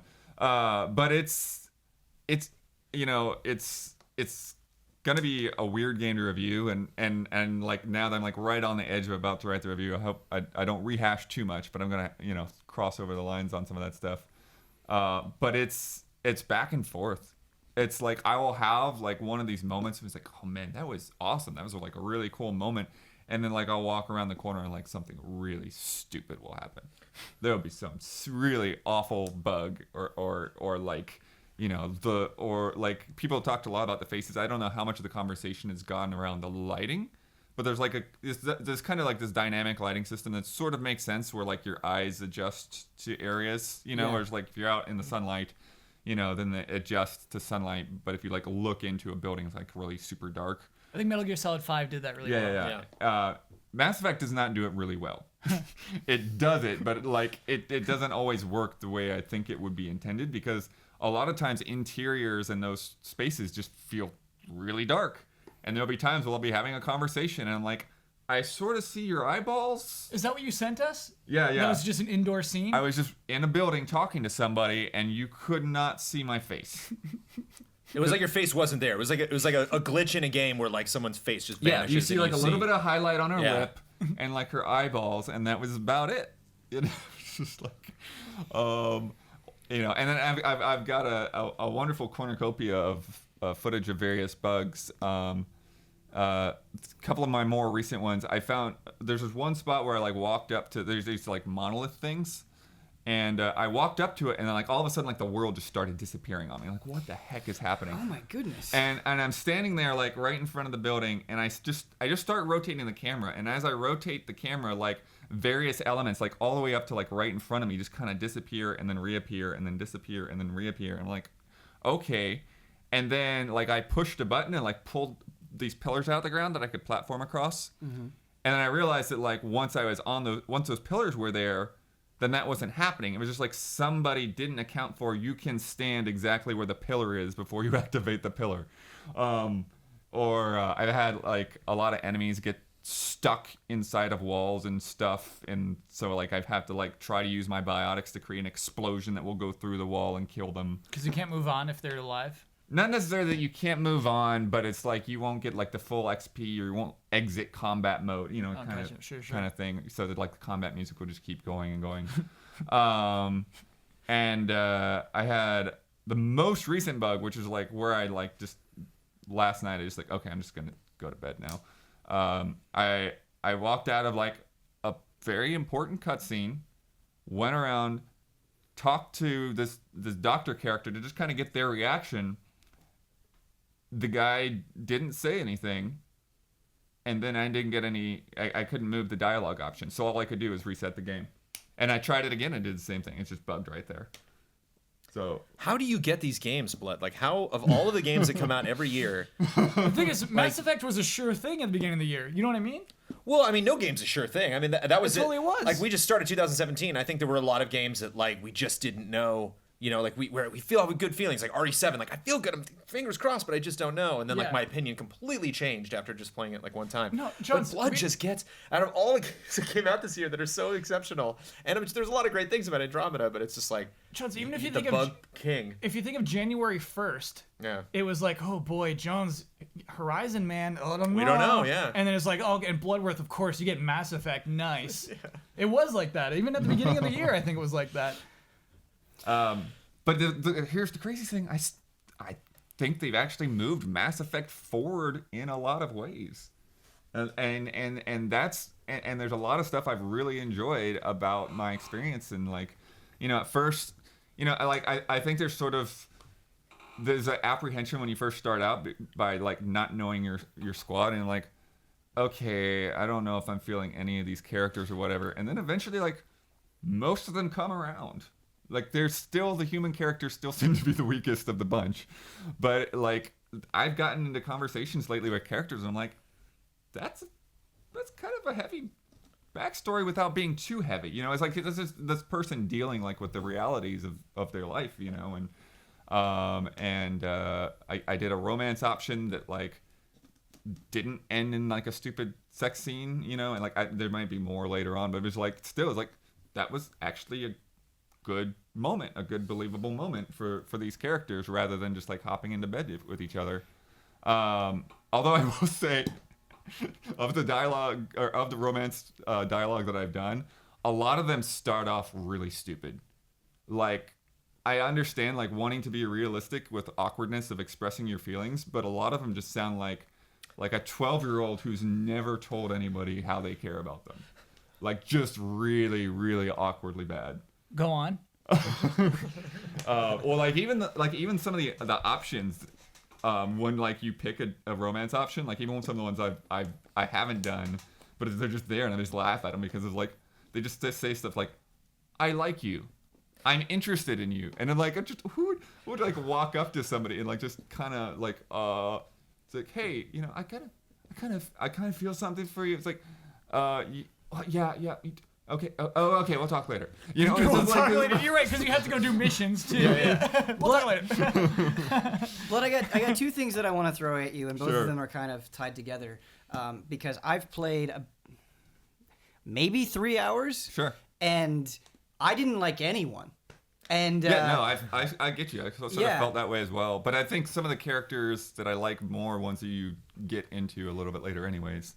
I hear you, and I feel sort of this pang of man, it'd be cool to get to that point. But again, going through so much, like I don't know if I want to get through all the stupid stuff just to see that. And then the other thing that I want to tie into this is not the first BioWare sci-fi RPG. You know, Sure. This is Mass Effect means a lot to so many people. It means a lot to me. A lot of those characters, Last Generation, were some of my favorite characters of any game, and so it's competing against that. And so it's cool to hear that, you know, they do eventually reveal some depth, and they go in directions that you didn't expect.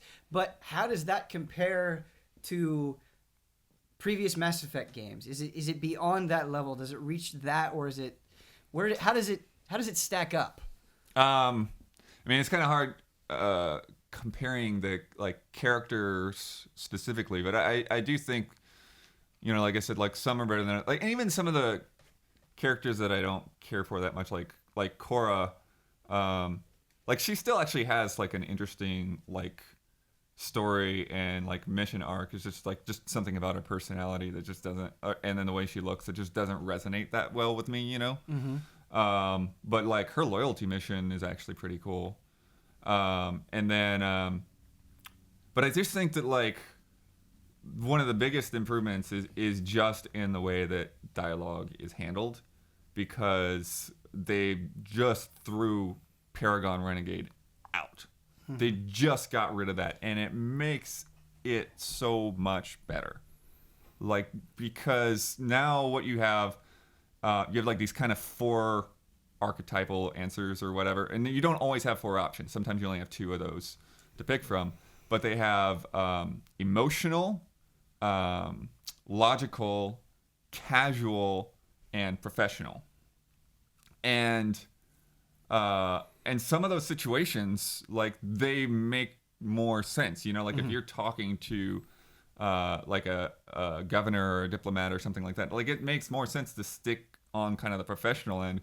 Whereas if like I'm just talking to like somebody on my ship or my brother or something like that, and like, yeah, just stick with casual. Like that, there's no need to have that, like, you know, kind of stuffiness with this person right now.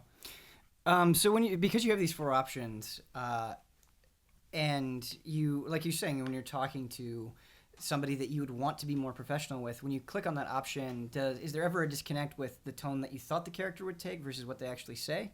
Well, they don't actually say what's written there, which is always a little bit weird. It's like but no, the tone, I feel they do a good job. Typically matches. I do think that sometimes there are just 2 options that don't really fit into those profiles so much. They're just like 2 dialogue options that make sense. They're like an either or kind of decision. But for the most part, like I really like where the dialogue sits. It isn't like the writing isn't consistent at all, though. Like I'm sure there's a lot of people sharing bad dialogue moments, because it goes up and down, and there are moments like in like cutscenes, like especially like mission debriefs, like something really big happened, everyone gather up, let's talk about it really quick, and then like it all feels fine until sort of the end. It's like somebody decides to like lighten the mood in a way that just feels almost like they're breaking character. Like it just doesn't work. It's like, oh yeah, okay guys, pay attention to me, kind of weird like vibe to it. So I think that's the strange thing is that like there's a lot of stuff that I'm invested in and lore wise and like people's character arcs, and then there's sometimes it's just something dumb or something that like feels almost like it was written by somebody who was filling in. You know, it's like we just got to write more dialogue because there's thousands and thousands. So many. Yeah. And so, like, I feel like I catch the game sometimes into where, like, they're not connected entirely to the lore. Like, I went up to, like, I ran into this group of survivors who hadn't been connected to the main group yet. And they're referring to the aliens by the name the rest of us have come up with. And I'm like, you didn't met anyone to learn that name. Like, what? Why are you just talking about them casually like that?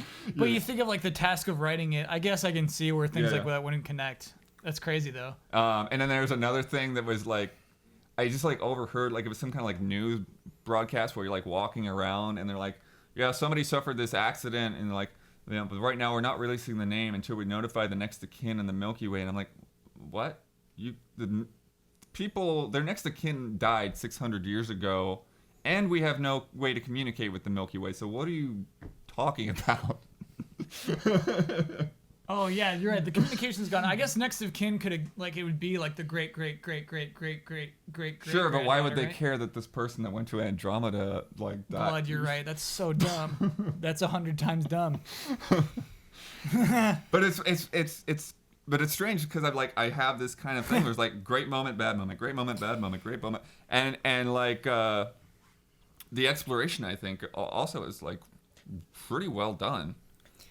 I can just like get onto a planet and there's like 5 main planets and then like a lot of other like smaller areas that you get to, and like anytime I get to a new area, like I just stop and look because like this place is really cool, you know. And there's a you know, there are like dumb little fetch quest kind of things where like collect 10 plants from around the cluster or whatever and stuff like that, but so many of the quests, you do have these individual stories to where it feels like, you know, this stuff is part of your story, part of building a new home.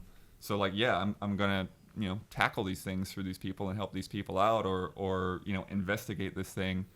And there's a good mix of like getting quests from your crew and getting quests from people in towns, and then just like seeing something in the distance and driving there. It's like, oh, this is starting up a quest, you know. So it's you know, it's not all one thing or another. Blood, this is a hard thing to process on multiple levels, because I care about Mass Effect, and on top of that, I care about my memories with Mass Effect.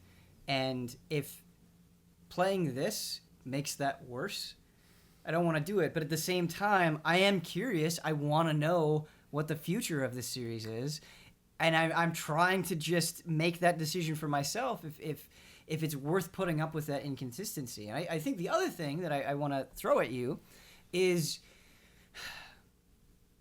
even if we tell ourselves it doesn't, I think the public perception of something does influence how we enjoy a game, how we interpret conversations. And, you know, obviously, I think the public conversation changed how you viewed Mass Effect 3. It just did. Sure. To talk about the endings, regardless of how you felt about it, if you played it and you weren't even aware of that, you were eventually aware of it, and it affected you. It was something that you had to include in your thoughts of this thing. All of the videos about all of the problems with Andromeda are influencing that perception. Has that been a difficult thing for you to process as you're trying to issue a verdict on this game?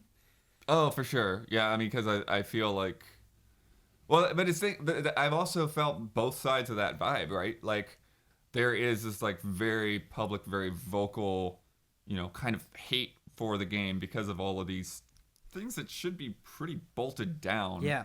Not working the way they should. I mean, like even something like, you know, like I just talked about some of the more extreme bugs, but just driving around the world is a mess, you know, and it depends on the world. Some worlds are better than others, but like, you know, I'll just be driving and like a lot of this stuff will be popping in, and then sometimes it'll get slower to pop in, and so I'll just be driving across like N64 textures before the grass pops up.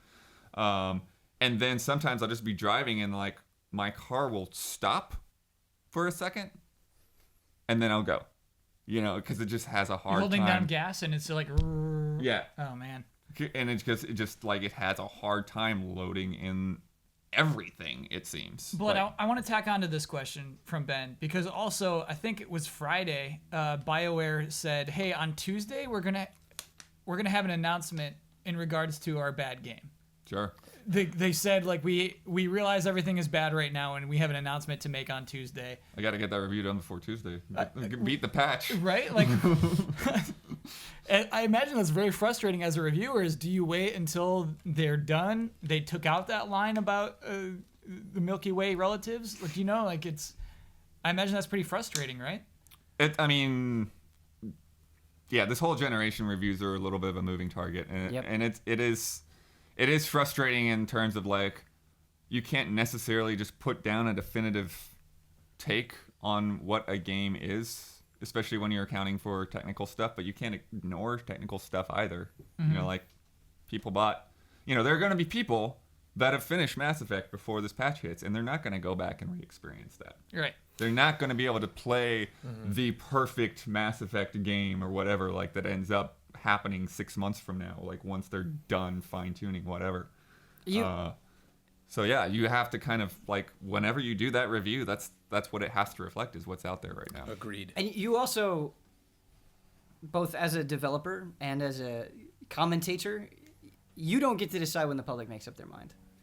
And maybe there are people out there that are going like, oh no, I'm playing through it and I'm feeling all these, like, in a lot of ways, there's already been a story written for Andromeda. No matter what that announcement is, it might correct some of that, but that thing, this is now a thing that they have to deal with. It can't go away. It's been set in stone.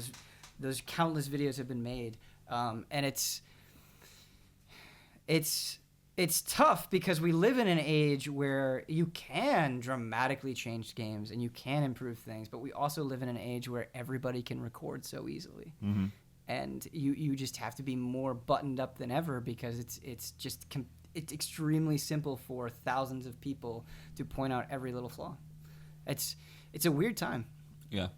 But like me, like I've seen a lot of people like in our Twitch chat, that come in talking about how much they're enjoying the game. Right. Despite all of the mess, it is actually a game that feels enjoyable and worth playing through. So it's the back and forth in my head is really, really bizarre. Cannot wait to read the script. Yeah. So pumped. I can't either.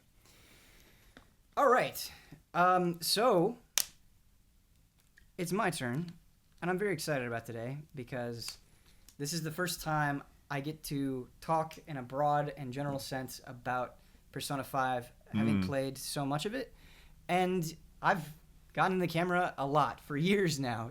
That was a weird moment for me when I was like, I've been talking about Persona 5 for years, and I've already said a lot. I've already, my excitement on it has been made very clear, but I think.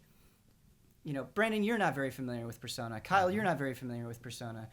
Blood, you're not very familiar with Persona. And because of that, because we're coming from a place of, I've played a lot of it, and you guys haven't played any of it, and you don't have prior experience with the series, I thought it would be more productive and maybe a more interesting conversation if you guys asked me questions about Persona 5. Cool. What do you care about? Cool. Yeah. I'm excited because I did have some questions. Yeah. You messaged us one word on Slack that got me pretty hot and heavy. Heists. Yes. Okay. Heists. So Is this deep into the game? Is this a spoiler?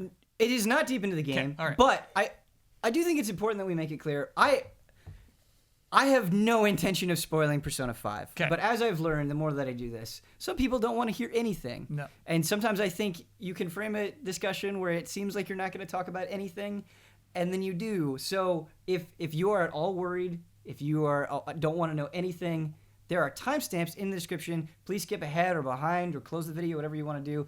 We're talking about Persona 5. I will do my best not to spoil anything that I think is meaningful, but that could change depending on who you are. Anyway, heists. Yeah. So, yes, Kyle, one of my favorite things about Persona 5, and I mean this, is how well they incorporate who you are as a collective group into the gameplay of the game and into the story. It's something that a Persona game has not done as well before, especially Persona 3 and especially Persona 4. Because you are thieves. And what you're doing is you are going into another realm, and you are going after bad people, and you're stealing a treasure from them. And if you successfully steal that treasure from them, these people will have a change of heart and they'll confess their crimes. And so this other place that you're going to these palaces, and these palaces are a manifestation of their darkest self. So very early on in the game, the first palace that you run into is there's a PE teacher who views the school as his castle and the people inside as his servants, his slaves. And so you go to the school, but when you're sort of in this alternate reality of it, it looks like a grand castle, and he's got a crown on. And so you're going in, and you're trying to sneak past these shadows. So you know how in a lot of JRPGs, you can run up to an enemy. If you hit them first, you get the advantage in combat. Yeah. You do that here. It's the same mechanic, but how you're doing it is different, and how they frame it is different. And so it feels so much better. You can get behind cover, and the animation is you zipping over, and you're crouching down, and then you ambush them. You jump on top of their face and rip off their mask, and you get an advantage there. And so it's that classic JRPG mechanic, but it's given more meaning because you're actually sneaking around, getting behind cover. And along the way, there are treasures for you to pick up that you can just sell to get extra money to buy things. And so that's something you're doing. You're stealing as a thief. They're contextualizing it that way. And if an enemy sees you, your security level rises. The alarm goes up. You've tripped something. So it's a percentage that rises. If it gets to 100%, you get kicked out of the palace.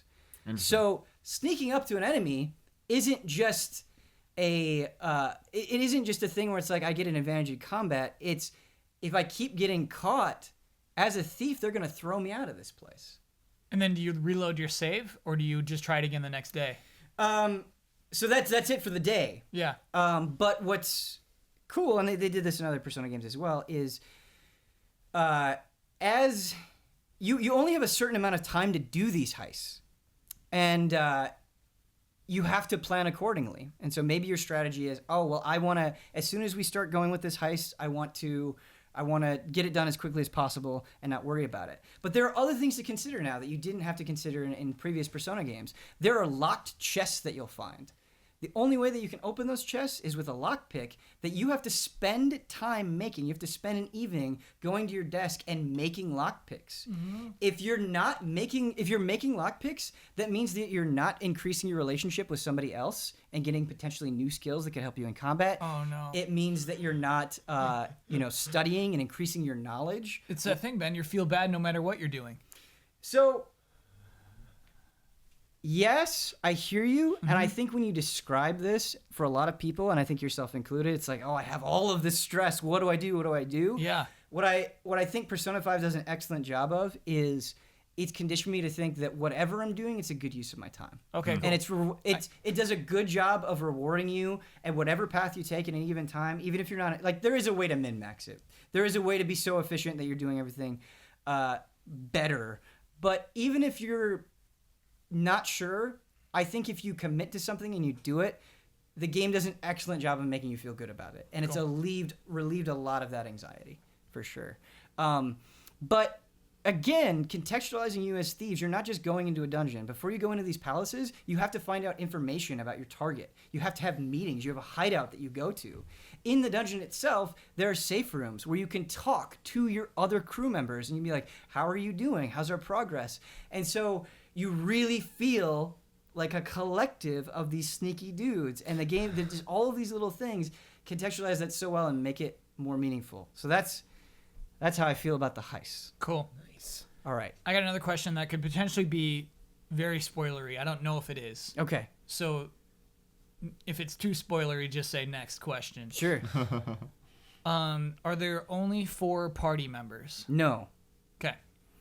No. And That makes me happier. yes. I'm actually more interested now. That's cool. Yeah. And you are getting new party members very well into that game. It's Very not cool. it's not like okay, now you have all the party members, here's the rest of the game. It's kind of a slow rollout of party members. One thing that I guess I just should say is you do have to pick and choose. When you go into a dungeon, you have to pick like I want these 3 other people. And when you get to those safe rooms that I was talking about before, you can switch them out and do that kind of thing. But yeah. Cool. All right. Other questions? Ben, I want to tell you about, we've talked about this, but I had a gaming moment this year that made me very sad because it was something in a game that I was really excited about and did not understand and tried to understand again and did not understand then. And like my back's against the wall now because I feel like a complete idiot that I cannot figure out how to upgrade weapons in Neo. Like the whole like blacksmithing menu, like that whole thing. Like I've gone into that system so many different times. And it's one thing to approach something in a video game and think, okay, this is kind of a necessary evil. I have to do this. I got to get good at this. So, I just got to be committed and just rip off this Band-Aid and figure it out. Yeah. And it's another thing if it's something that you genuinely enjoy, like getting materials and going to something like a blacksmith and customizing weapons, and especially if there's a weapon and I like that I want to carry the stats over and figure it out, and keep the style of it or keep the stats or vice versa. And I just cannot figure it out in this game, and it makes me sad. It makes me feel dumb that like I can't figure this out. And I don't know if it's just lost in translation or if it's based on other systems that Team Ninja's built that like I just don't understand these menus. And so that's like the only concern I have going in. I've heard so many amazing things about Persona 5, but I'm just nervous that there will be some system that is built on a natural evolution that the Persona series has been working on, that I'll just kind of jump in so late in the game and be like, at its core, I don't understand what's happening right now. Do you think that there's any of those danger areas, and anything I should avoid or do research on beforehand? Brandon, it's such a good question, and it's a hard question to answer because of the particular position that I'm coming from. So I think the biggest thing that always trips people up is fusing personas. And so to explain this for people who don't know, every character has a persona that they use, and it's a way of differentiating your party members. And so the personas have magic that they can use, and so you have the characters that have a lot of healing magic, and their persona is really good at that, or they have fire magic and healing magic. And so if you're going up against things that are weak to fire, you want to bring them along because that's their strength. Your character is different from the other characters. You can control multiple personas. And you start with one, and then you acquire more throughout the game. And that's actually something that I want to touch on after this. In order to kind of keep up, there's only so many personas that you can get. And as they have a level, and you do level them up the more that you use them, but you also need to fuse them. So combining them together, you combine them into a brand new persona, and you can bring skills over from the other two onto this one, but you can't bring them all over. And so I think it is very intimidating for new players. What do I fuse when? How often do I do this? What skills are important? Which ones aren't? It is a lot of information that's thrown at you. Not just with Persona, but other Shin Megami Tensei games. I mean, this is a core SMT thing that I've just been doing for so long that it's not intimidating to me anymore. And so I'm curious how new players are going to respond to it. I'm nervous to merge. Yeah, what I will say that I love, that I think they've nailed better than any SMT game, and I really believe this, they do an excellent job of not giving you too much too quickly. And making the game feel interesting. Like, you don't really feel like you're in a tutorial, but you totally are. And you don't realize it until after the fact. And they introduce mechanics at a great rhythm where it's not too much at once. It's just evenly spaced out. And they give you enough time to kind of process each of those things. And I don't think any SMT game has done as good of a job as this one is. So when you have to negotiate to acquire new demons, they're like, okay, here's what this is. Here's what it means. Here's where you can look up more information. And it's the same thing with fusing and with combat and advantages and all of the things that you can do. I really do think it does an excellent job of guiding you through that stuff. However, it might hit you harder just because this is your first one. Mm-hmm. So I don't know. I'm curious to get that perspective, but I think the anxiety that you guys have, the game does a good job. It's aware. Cool. I like it.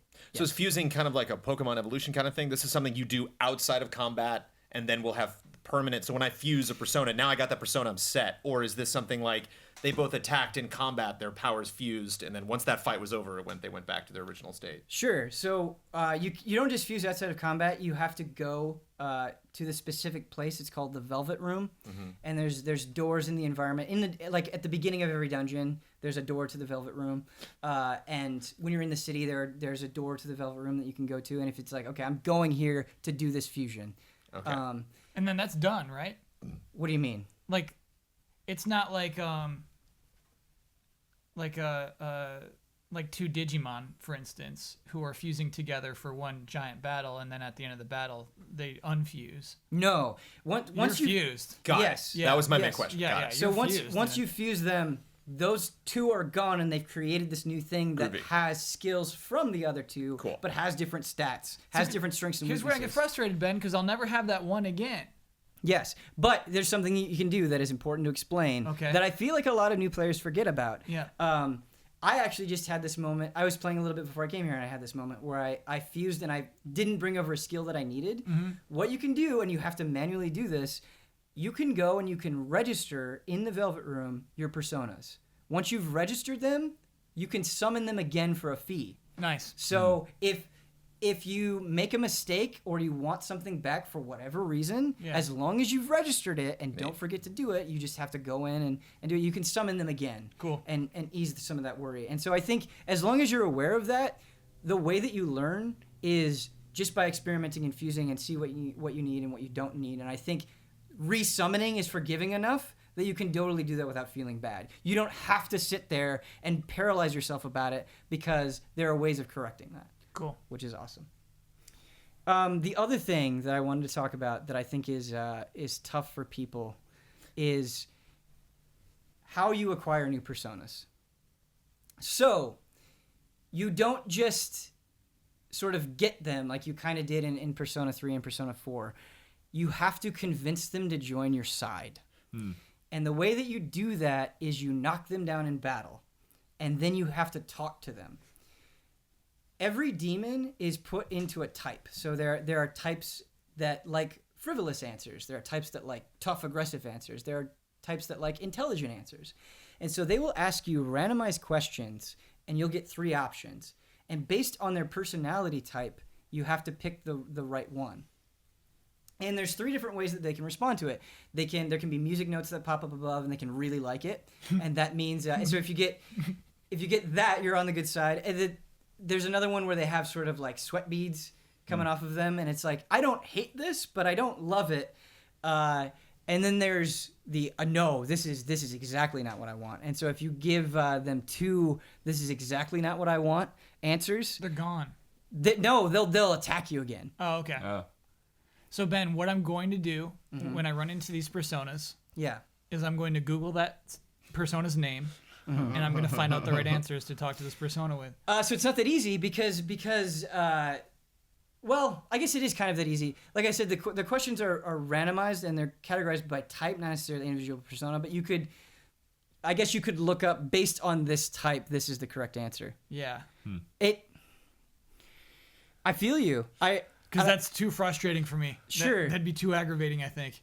Yeah, I think in those kind of situations, it can be kind of hard to read, like, and I think that's what's difficult to wrap my head around is like how easy should it be to read that kind of situation versus the risk of making the right answer. Like it's a weird thing because it's like, because you don't want it to be like blindsiding either, you know. Right. Like there was actually one quest I did in Mass Effect. It was sort of like this, where it's like you've got to go around the city and and convince these people, that like it's okay to like move and resettle and come live with us and kind of like exchange cultures and stuff, and I swear like every time I got it wrong, and like part of me is like, was there a right answer? Or are they just gonna like be resistant no matter what? Right.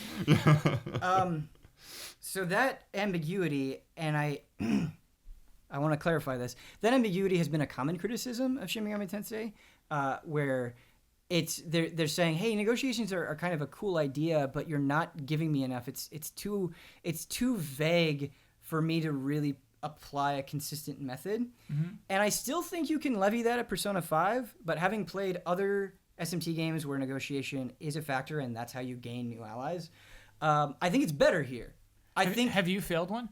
Oh yeah, I fail regularly, but I fail in a way that makes sense, where I can look at the context that I'm given and see why I failed, where that wasn't always the case. There were other SMT games where I failed. I'm like, I have no idea what they want here. I think the nature of the questions and how each individual persona talks is better, and I feel like I can develop a method to it, and it hasn't been frustrating for me. Okay. And I also feel like they do a good job in this one of making it so it's like, well, you weren't quite right.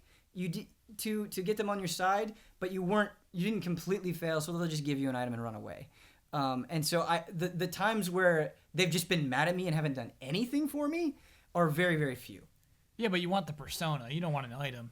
You do, but that's better than taking extra damage and consuming extra resources as you're going through this dungeon. Sure. And so I think that middle ground does do a lot for your frustration and your like willingness to gauge in this mechanic. Cool. So that impulse I totally get, but try it out because I think the negotiations are really fun. Okay. There is one thing I want to say. You asked about what happens when you raise that security level to 100%. I said I think they just kick you out and that's your day. Like that's time wasted on that deadline. Mm-hmm. I think that's what happens, but I haven't actually gone through it yet. So you've been doing pretty well. Yeah, cool. I've been doing pretty well.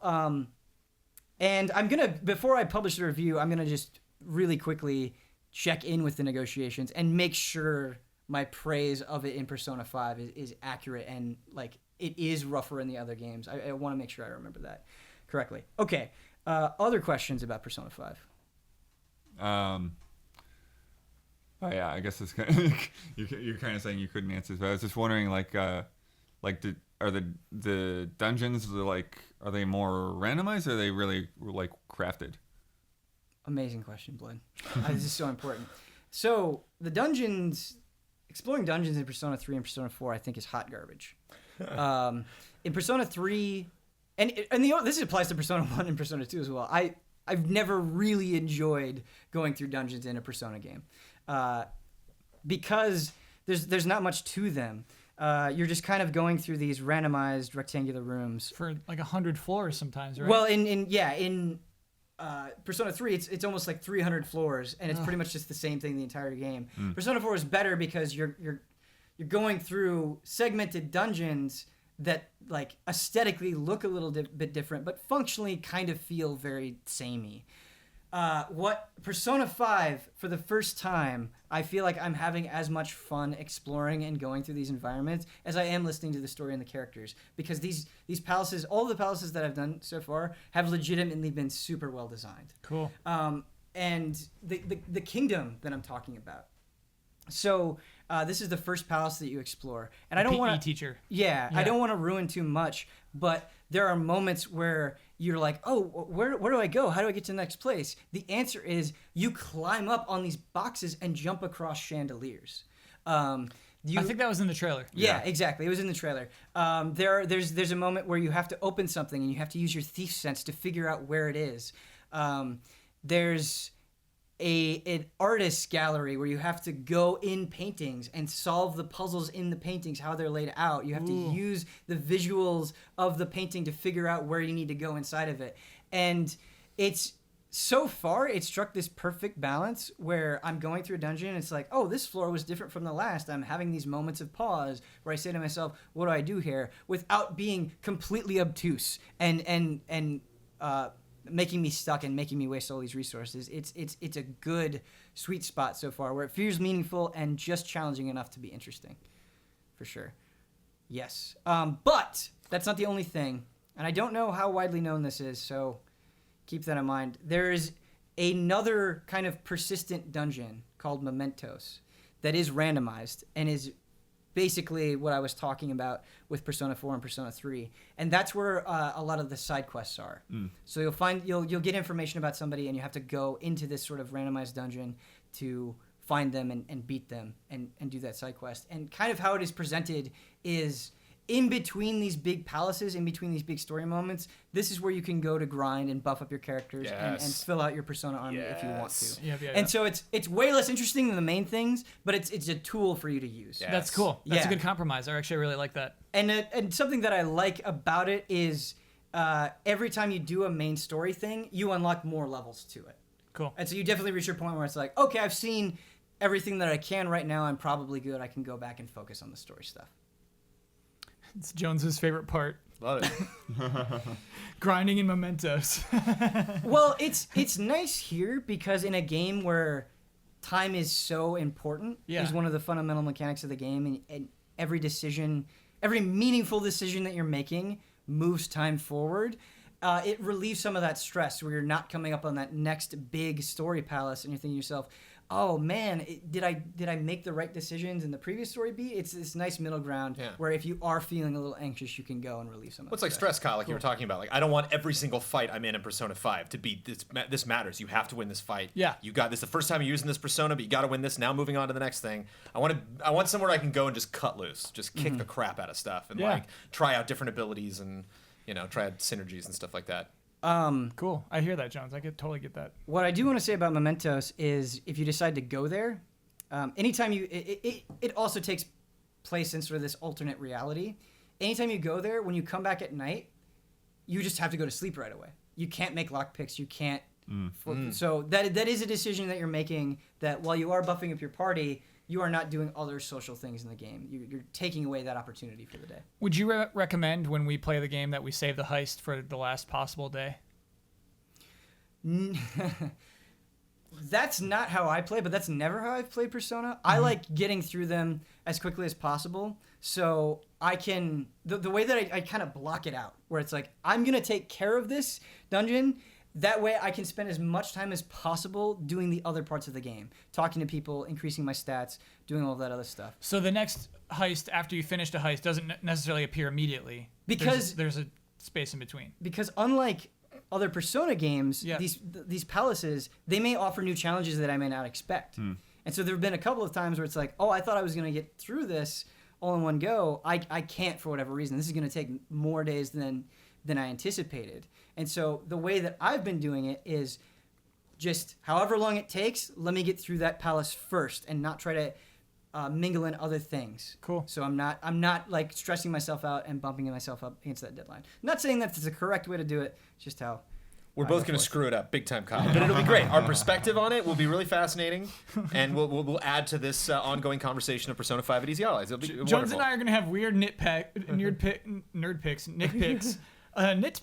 where everyone in the comments are going to say, like, you idiots, you just did it wrong. And we're going to be like, sorry, we didn't know. It'll be great. I'm glad we're doing it together. Yeah. Yeah. The thing is there are definitely RPGs where you are doing it wrong, where you just don't have the right skills equipped or the right equipment. Like Jones or things playing like that. Pokemon. Yeah, and there's definitely some of that in Persona 5. You are supposed to light up this cave, you idiot.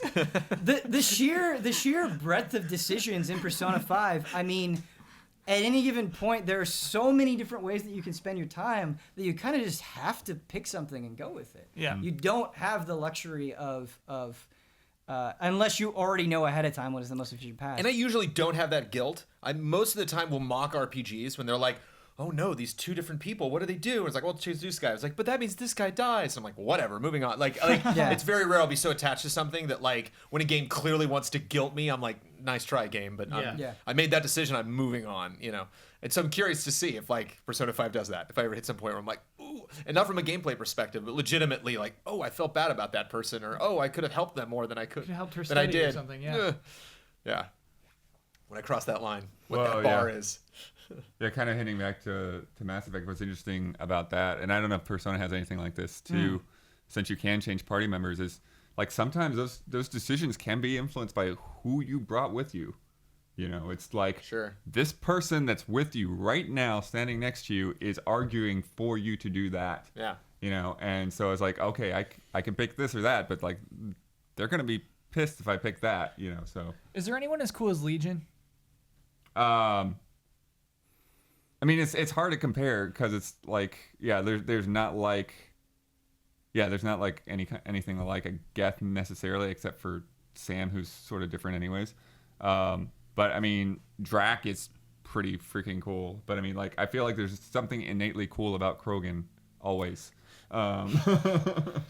Okay. Just like that attitude, like that tough old soldier attitude of just not caring what people think, but then like having a lot of good reasons for that, you know. So, but yeah, back to Persona though. Like, are there moments like that where like you have sort of these gray moral choices, but like who you're with sort of influences what you want to do with them, or? I can't think of any where it's like this would have gone totally different if you had a different. I mean, they will depending on who is with you, they will say different things. Like the sort of like in between dialogue will be different. It seems like. Yeah. But not like the decisions are yours basically, and it doesn't really. What changes it is what you decide, not the other people. Obviously, who you spend time with. I mean, if you're spending time with this person, you're not getting that person's storyline. So you are picking favorites, and I guess in that sense, the story is tailored for you because it's very likely that you will get through the game and not see some storylines or some things played out because of who you chose to play favorites with. And then kind of piggybacking on that, how is interactions between those other characters? Sure. I just want to say, just to clarify, I can't think of anything that would have dramatically changed depending on whom my party composition with. That doesn't mean it's not in there. Right, yeah. The example that's in my head right now for Mass Effect is from like way late in the game. So. Sure. Sorry, so what was that question? Like, how is the relationships between, not just like you and that person, but the two side characters, like NPCs together? It's really good. And I think this kind of ties into the broader story of Persona 5. So before I can comment on like why the characters interact so well, I have to like give context for the tone of the overall thing. So I feel like in other Persona games, specifically I'm just going to reference Persona 4 because it was the last one. That was a game where you were kind of presented these chipper, naive high school kids that the more you spent time with them, you realized that they had dark sides to them. And you would kind of go and you would explore those sort of less than okay parts, the shadow parts of them. But it was something that you had to kind of dig into and wait to see. Persona 5 is much different, where everything feels more naked. Things are bad right away. It's not a seemingly good world that you're kind of uncovering the seedy parts of. You are very aware of how shitty everything is. And the characters are very aware of how shitty everything is. And in a way, I think it makes it much more engaging because they're just tackling it head on. And so these horrible, and I don't want to spoil anything, so it's frustrating to speak vaguely, but these horrible failings that these characters have, your friends know about them. Everybody knows about them. The internet is talking about how awful you are. There are rumors going on about you. And so they have to be with each other and trust each other despite all of that other noise. And it's interesting because there are times where it's like the characters kind of play into those sort of rumored side of those characters where it's like, oh, you're such an idiot, you're so loud. And then there are moments where the characters get to be like, yeah, I am those things, I am what people say about me, but I'm also much more than that. And it's not just you, the protagonist, getting to see this. It's somebody else in the party or the entire party, something like that.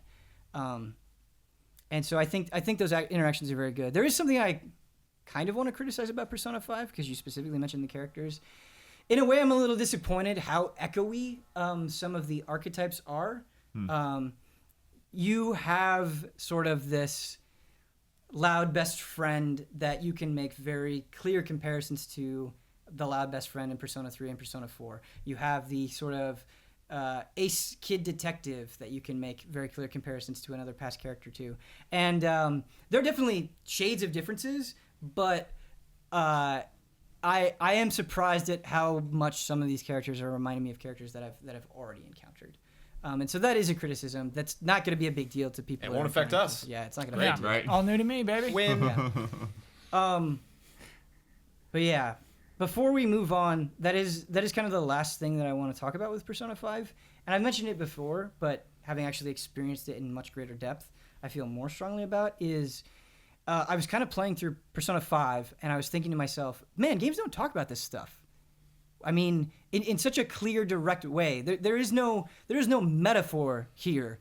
We're just talking about teen suicide. We're just talking about how easy it is for people in positions of authority to shape the truth. And it's not some king in some fantasy land. It is a real, believable situation, and it's almost uncomfortable to a point, because it's like, man, I just saw something in the news that was kind of like this. Or I've had a moment in high school that was like super dark that has reminded me of this. And it feels very honest and very interesting navigating these situations. And again, unlike Persona 4, where it's kind of like you're digging to that point, you have those moments.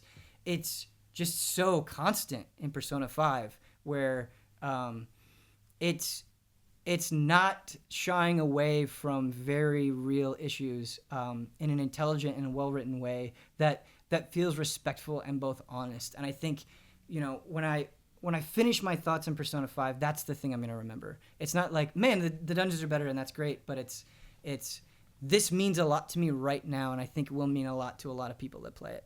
Cool. That being said, I think because it's going after this stuff, the ways in which it fails, the moments where it doesn't get it right or it doesn't feel totally respectful, stand out even more, if that makes any sense.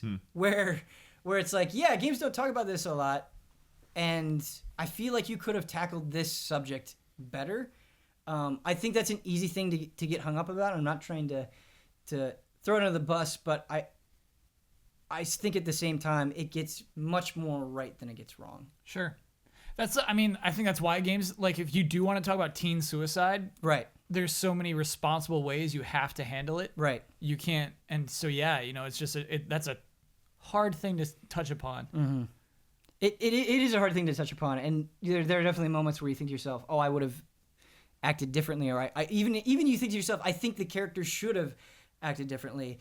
There's still value in having that thought at all. Sure. It's making you think about these things, whether you agree with it or not. It's putting that thought in your head, and I think that's really cool. Again, it's frustrating to kind of to dance around this stuff, but I don't want to ruin those best moments for people. And when I heard that Huber had convinced you guys to play Persona 5, Pre-ordered, baby. These are the moments that I want your thoughts on, and these are the moments that I want to hear about. Jones pre-ordered. Yeah. Are there any other questions about Persona 5? I'm good. I'm sold. Okay. All right. I talked about that for longer than I thought I was going to. Necessary amount. Necessary amount. Okay. I feel like that's the thumbnail, right? Clear in the room. Yeah, it's a thumbnail. Clear in the Yeah. air. It's a thumbnail. We got to cover it. I had two other things that I wanted to talk about. They are pretty short. I want to talk about Horizon. Cool. And there's a specific thing that I want to talk about Horizon. And I feel bad because I didn't listen to spoiler talk because or spoiler mode. Spoiler mode. Spoiler mode. I did see the intro that you guys did, and the minute that I finish the game, I'm gonna listen to that because it seems really good. But I couldn't listen to it because I'm staring at the end of Horizon. Yeah. But I haven't. Do not watch that until you finish Yeah. it. Do not even start it. Yeah. But I am at the end of Horizon, and what I want to say is, when you have a kind of a post-apocalyptic game, I think it's just a theme that you've seen so much, and I've played a lot of video games that are like this, where I just sort of had natural assumptions about where the story would go with this sort of primitive culture dealing with this advanced tech. And I was like, it's definitely going to go this way, isn't it? And there have been some surprises, some very cool surprises, where their answer was not what I expected. And I have to tip my hat at Horizon and be like, wow, that was super cool. Also, that game is just so much fun to play. Yeah. Like the way that it develops its flow, being able to just craft things on the fly, how easily you can pick things up, it makes it so I feel like I'm constantly engaging with it and not like digging. Like I feel like there's so little time I spend digging through menus. Like most of the time, I'm just going around and chasing after things or fighting monsters. And what I love is I don't think Horizon is super difficult. I think if you're smart about it, you can get through fights easily. And I feel like I've said this before, but I just want to reiterate when you do mess up and you see 50% of your health gone, that's important. And that's such good design where they reward you and they make it easy if you're playing it smart, but they don't let you get careless. And I think it's far better to punish carelessness than to have that kind of design where it's like, oh, we're getting real now. And it's like, oh, you threw in all these things that I haven't been able to experience before. I feel like it's very clear what you're going up against.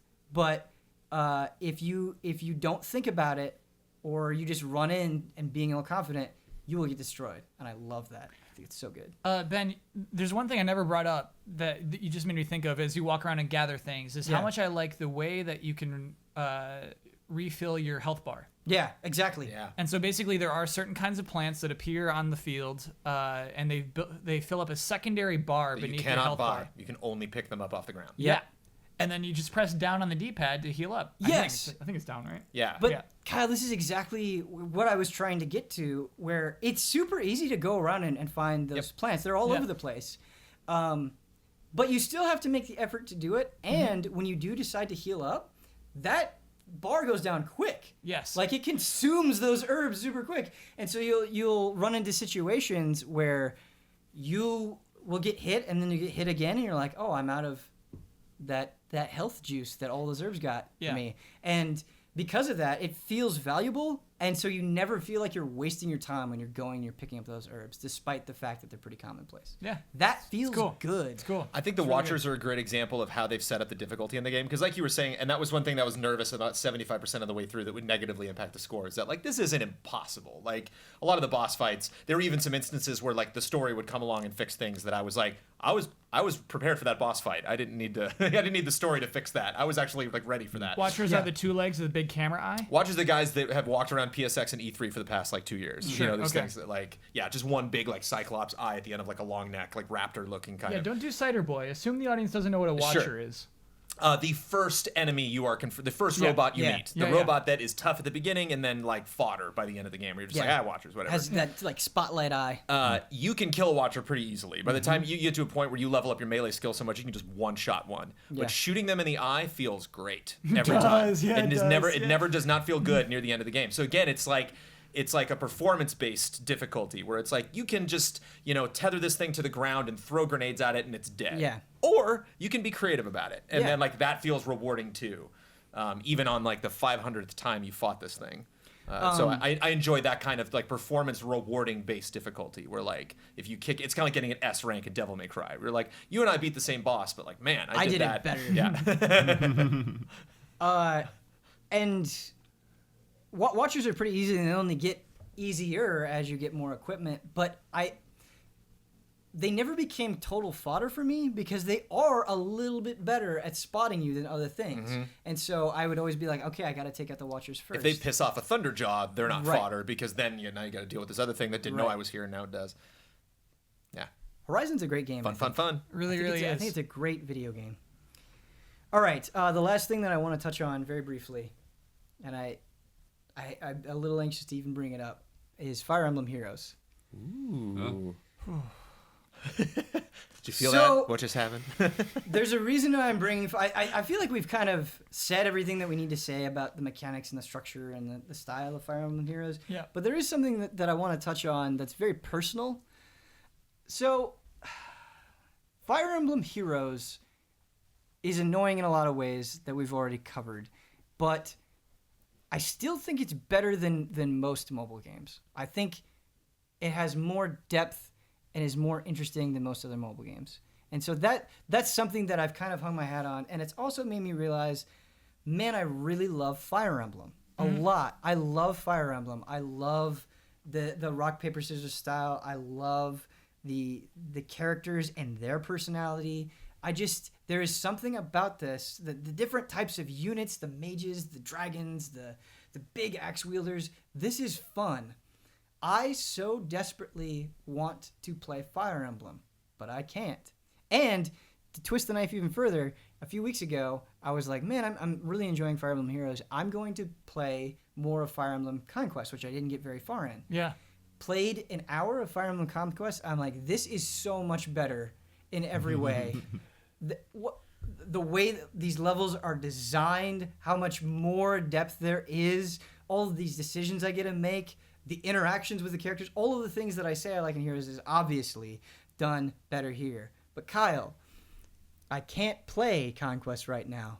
I don't have the time for it. Yeah. And so these moments when I'm waiting in line and couldn't be spending my time more efficiently, Yeah. I boot up Fire Emblem Heroes. Just do a couple of matches. And I just do a couple of I matches. assume you're done with the story at this point. Yeah, I'm done with the story. So do you go to the tower or do you do like PvP? So my biggest thing is I don't want to spend money on getting units, so I care about getting orbs. Mm-hmm. And right now that's going through Lunatic and completing quests. When I'm done with the quests, I just try to get my characters up to level 40. And I'm trying to experiment and figuring out like who I want on my team based on what I've got, because I don't have anyone. I can't just go to a tier list because it's like I don't have most of those people. Yeah. And so it's grinding and it's just getting orbs. That's what I'm doing right now. I haven't done hardly any arena.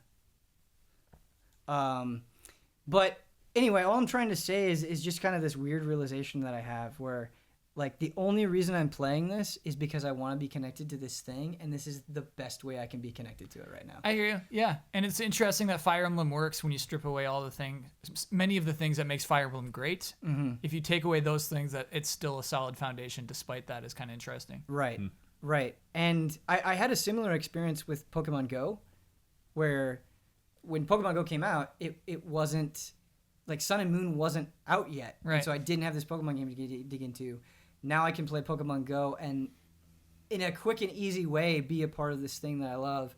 And it's weird how much value that has to me. Sure. I think it'll behoove Nintendo to put a lot of demos for all of their software on the Switch, so that if there's some weird game you're not familiar with, you can download something for free and just get a little sample of it, because it's a portable system, and it's like, oh, like you were saying, you're like, I'm playing Specter now because I got this new console. Because I think that's been a boon for, maybe not necessarily Mario, because a lot of people are more familiar with that, but with something like a Pokemon that I just discovered for the first time really in 2016, and Fire Emblem, which I don't have a lot of history in, you get the little taste, and I gotta play the full thing. And The gateway game. And Kyle, I know you and Damiani have some very real and very valid personal grievances with Fire Emblem Heroes that I largely agree with. But in a way, like Fire Emblem Heroes has reached this point for me that other mobile games based on things that I love haven't, because I know in a month I'm going to be playing a new Fire Emblem game on 3DS. Yeah, Echoes. I'm going to be playing a Fire Emblem Muso on my Switch. I'm eventually going to be playing a real deal Fire Emblem on my Switch. And so it like weirdly makes this thing not only okay, but feel kind of valuable. Okay. Because of the awareness of all this other stuff. Sure. Yeah. And I had because I was so vocal about how much I hate it, there were some people on Twitter who said, I'm into Fire Emblem now because of this mobile game. Right. Which is cool. Yeah. That's a good thing. Definitely. That's the only 3DS game I'm looking forward to. Echoes. Yeah, Valentia, something on Valentia. Pikmin, gag me. I think it looks terrible, dude. I haven't even looked at it in so long. And I feel so bad. There's the team that worked on the ports of the Zelda games is making a game. I always forget the name of it. You're a tiny little vegetable man going on adventures. You're a tiny little vegetable man. I'm just a vegetable man. Yeah, I'm just a vegetable man. Over the break, we'll look it up. So don't bother Googling it. We're going to look up the name of that game over the break. We'll get it. I don't know what that is. They debuted it at E3 last year. Okay. Moving on. Yeah, we'll get it. Okay. We'll look at it. We'll look it up over the break. Okay. Well, that was all I had to talk about. So it is time for that break. We'll look up that 3DS game. And that's what you're going to see in just a few seconds.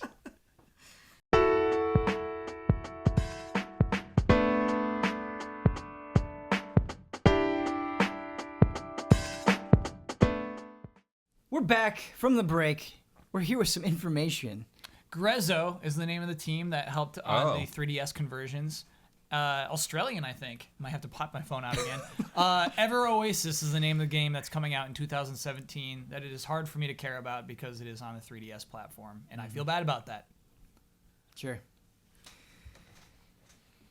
Well, now that we've got some Grezzo in our systems, I think it is time to move the show on to the one, the only, It's just a sneeze, guys. Oh God. Because it's time for HOTTAKE! Oh God. Oh. You said it was just a sneeze, Ben. Thank you for playing along. They actually had no idea. The fake out. No. Thank you. You know what I love about you guys? If I was with a different crew, we couldn't do that. They'd roll You their guys, eyes. I didn't tell you anything, and you were on point, going along. I feel like that moment is easy. But the HOTTAKE has power. I mean, there's no question. It's Sure. not like You'd be surprised. I'm not Okay. faking something. I'm Yeah, just letting sure. it in. I'm No, letting I it don't happen. think you're faking it. Yeah. I'm opening myself just- up. You to You could new bring a robot in experiences. here and it would split in half during HOTTAKE. I cherish the moments that are so uniquely us.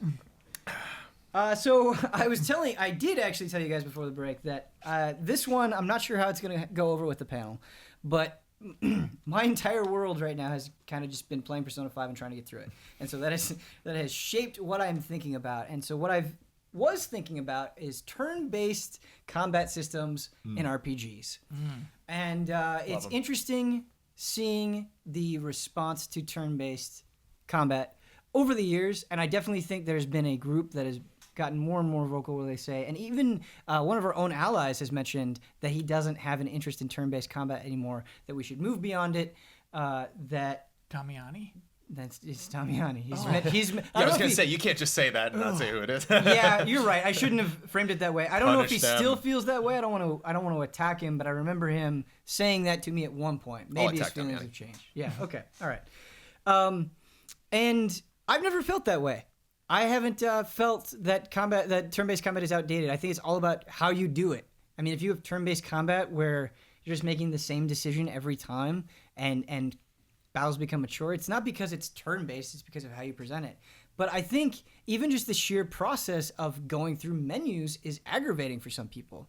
And I think we've had some prominent recent examples, whether you like them or not, that have done not turn-based combat in a prominent JRPG. Final Fantasy 15 is an obvious example. Tales of Berseria, I actually think, has really interesting combat and is really engaging in a way. How do you guys feel about it? How do you feel about combat in general? Do you have a preference one way or another? So I definitely like turn-based combat. There's a huge series that is one of the best-selling video games annually that still has turn-based combat. It's Pokemon, and will likely have turn-based combat for a long time. It's kind of ingrained into it. It's the weirdest thing. There's competitive Pokemon where people are competing against each other in tournaments via turn-based combat, which is crazy. It works.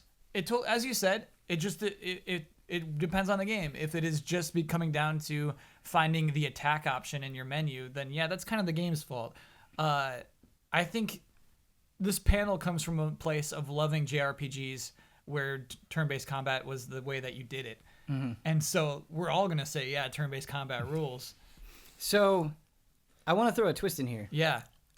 Because I like it too, but I have to be honest with myself, and this is something that I'm encountering even in Persona 5, and I do encounter in Pokemon. The highs are so high. Those moments where you have those turn-based battles where you are having to make those important decisions and you feel like you won because of how you planned things out, or even the rare instances where you have to think about not just the turn that you're on, but subsequent turns, those are awesome. Those are amazing. But I feel like those are few and far between. There are a lot of battles in Pokemon where it's like, okay, I know what this thing is weak to. I don't need to catch it. I just do the thing that I've done. And you have those moments, you have those fights in the hundreds where there's no thought whatsoever. It is just reflexively going through a menu and doing that. Is that okay? That's Do one we of my like favorite that? things about turn-based. Okay, Is that this is scale. what I want. Is that scale? Is that it's one of like the rare video game mechanics that can literally alternate between incredibly taxing, thought-provoking, strenuous, every decision matters, and then literally the very next fight you have is like dead, like just I'll destroy you. And a lot of times it's up to you to decide if you want to have those battles. Like something like a Bravely Default and sadly Bravely Second, I imagine, which I didn't get to play, which I thought I would. Like after I finished Default, and I'm like, they're making another one? Me No too, way, I'm James. not playing that. I think a lot of Didn't people touch felt it. that way. Yeah. But Bravely Default just reminded me, it was such a return to form. I'm like, oh, this is so great that I can have these fights that even like, a lot of people were lamenting the return, the replaying that game over and over. Right. And the fact that they have these boss fights you didn't have to go back and do. But it was fun to go back and fight these people again and try to figure out a better way to do it, or bringing in different jobs and trying it that way. Or I could just do the jobs I know that are all leveled up, literally just auto battle it and not even think about it. So I can choose to make this more taxing on myself or not. And so that's something that I've always, I can't say that having a battle and having to pick every single moment, and being nervous about it and auto battling something where I know I'm going to destroy it. For me, one isn't better than the other. I enjoy both. Can I tell you a really dumb thing that Pokemon does? Yes. Is there are shiny Pokemon Yes. that are extremely rare, that have a particular color that a regular Pokemon doesn't have. Mm-hmm. That incentivizes you to at least see out every single random battle. Mm-hmm. Just the chance that you might run into a shiny. So each battle might be something special. Is this one of the stupid hundreds of psychological tricks that Pokemon does? Sure. That's a way to do it. Is, hey, this random battle might be something special. This might be there. Even though there's lots of boring ones where you are just going to mash X to attack, this one might be something cool. But on the flip side of that is a game like Earthbound, where they're like, this battle doesn't matter at all. You're over leveled. Just don't even go to the battle screen. Just explode them right there. This I'm cool with. Yeah. I'm totally Yeah. cool with that. Yeah, and I'm so glad you brought up Earthbound, because that's totally true. And I think what makes Brave the Default so effective is the ways it allows you to eliminate, like, you can just turn off random encounters. You don't want to deal with them. Yeah. You can speed that game up so fast where they just fly by. And so these games seem to be the good ones anyway, seem to be very aware of how tedious this can be. Or if you think of something like how you arrange your party in some of the Final Fantasy games, where like you have the front row and the back row, and it's like the back row, like that works because those characters can do the same kind of damage ranged, whereas like the front row is like, yeah, you need these guys up there so that like they have their full potential. Right. So I think like concepts like that can, like they can be iterated on in new ways even now, like thinking about something that's a little bit more strategic and how things are laid out, and positioning can be an important part of a turn-based battle. And still make that engaging. And then again, like little shortcut things, like some games where they remember like the last spell you used. So like if you're going to use that spell again, then there it is. Your healer's going to do the basic heal or whatever. Kyle, you mentioned the word psychological trick, and I think that's such a good way to think about it, because I think, at least from my perspective, the reason why I'm doing a lot of these fights is not because I'm actually enjoying the fights themselves, the fodder fights. It's because I'm building up, I'm leveling up my characters. Yeah. And seeing, like, the game giving me a number at the end of the fight, like, that reward is worth it. So it's not about the thing itself, it's about the end. And are we okay with that? Would it be better if we were just mashing a button going through fights rather than picking something from a menu? Is one objectively better than the other? It's weird. Let's from a broader game design perspective, let's look at it like, if you're a publisher or you're a game designer, choosing, hey, should we do a turn-based? I mean, what's weird is when it was Final Fantasy VII Remake, I think the broad opinion was there's no way this is going to be turn-based. Mm-hmm. They can't go back to that. This game is too big budget to reach a wide audience with turn-based. And I get that. I get that there's an audience of young people who wouldn't be engaged by turn-based, but I believe that the way that we are with media right now is that even your video games are not always taking your complete attention. And obviously I'm an extreme case of this, but I think that people play video games with a phone open. I think that people play games maybe with another monitor open, watching something as they play video games. And for that reason, I do not want turn-based to die. I think it's totally acceptable to have a game that is passively interesting because there's so many other things that you can be watching and doing. Or at least allow moments for that to be passively interesting. So you can get into a big city. Yeah, okay, I'm going to focus less on Netflix and focus more on meeting people and doing stuff. And then get this mission, go up that mountain. Okay, cool. Put Netflix back on, going up this path, beating up, abominable snowmen. And I don't think it's bad. Answer. I don't No. think it's bad to I don't think it's multitask. bad. Like, I don't think it's bad to have Well, I that mean, going on. yeah, I think streaming is the perfect example. I love streaming the turn-based games. It's like even stuff that I've never played before. It's just like it's fun to hop in there because, I can divide my attention a little bit better, to interact with the chat and everything. Whereas, like when I was doing fast RMX and I felt like I was missing so much because like I have to be glued to this screen for 60 frames per second. It's like, and then I'd like look at chat and I was like, wait, what's going on? Like, what are you guys talking about right now? I think it's undeniable that there have been huge common shifts, however, and I think a great example is the number of JRPGs that do pure random encounters is so low now. Almost everything you see that enemy. In some ways, you can manipulate around the environment to not interact with it if you don't want to. Like just by and large, that is something we have shifted to. Even games that still have turn-based combat. Dragon Quest VII. Yeah, Dragon Quest VII. They even added enemies to the world map on that game. Right. It used to be interesting. that way, and they changed it. And I think you can say the same about frequency of saving, where in very old school RPGs, where you could save and how you could save was so limited, and you really had to think about when you were doing it. Now, with auto saving or even being able to save anywhere, that is more and more common, not just in JRPGs, but in everything. And so what I'm trying to build up to is, do you think maybe not turn-based combat itself, but how it's presented or elements of it? Do you think things of that will be streamlined and shift over time? What direction do you see that going? So that's a really good question. One thing that I like that I'm Setsuna does is that it has the stupid meter that fills up, I guess kind of like a limit break, but much faster. And then if you attack on time and you press square at the right moment, you get a little attack bonus on that attack. So there's a little engaging timing aspect Mario to RPG the style. turn-based. Yeah, exactly. I love Thousand Year Door. I love that fighting system. And so, there's really interesting things to do with that. I think what Blood was talking about is a huge thing we'll see going forward, where it'll predict what you want to do, just as our apps and our software does today. I think that we'll see more and more of that, where you can choose the options. If you remember Final Fantasy 12 and how it basically just streamlined turn-based combat, like that may have been the future way ahead of time. I think Final Fantasy 12 is a pretty cool combat system. Yeah, I do feel like turn-based in general has this weird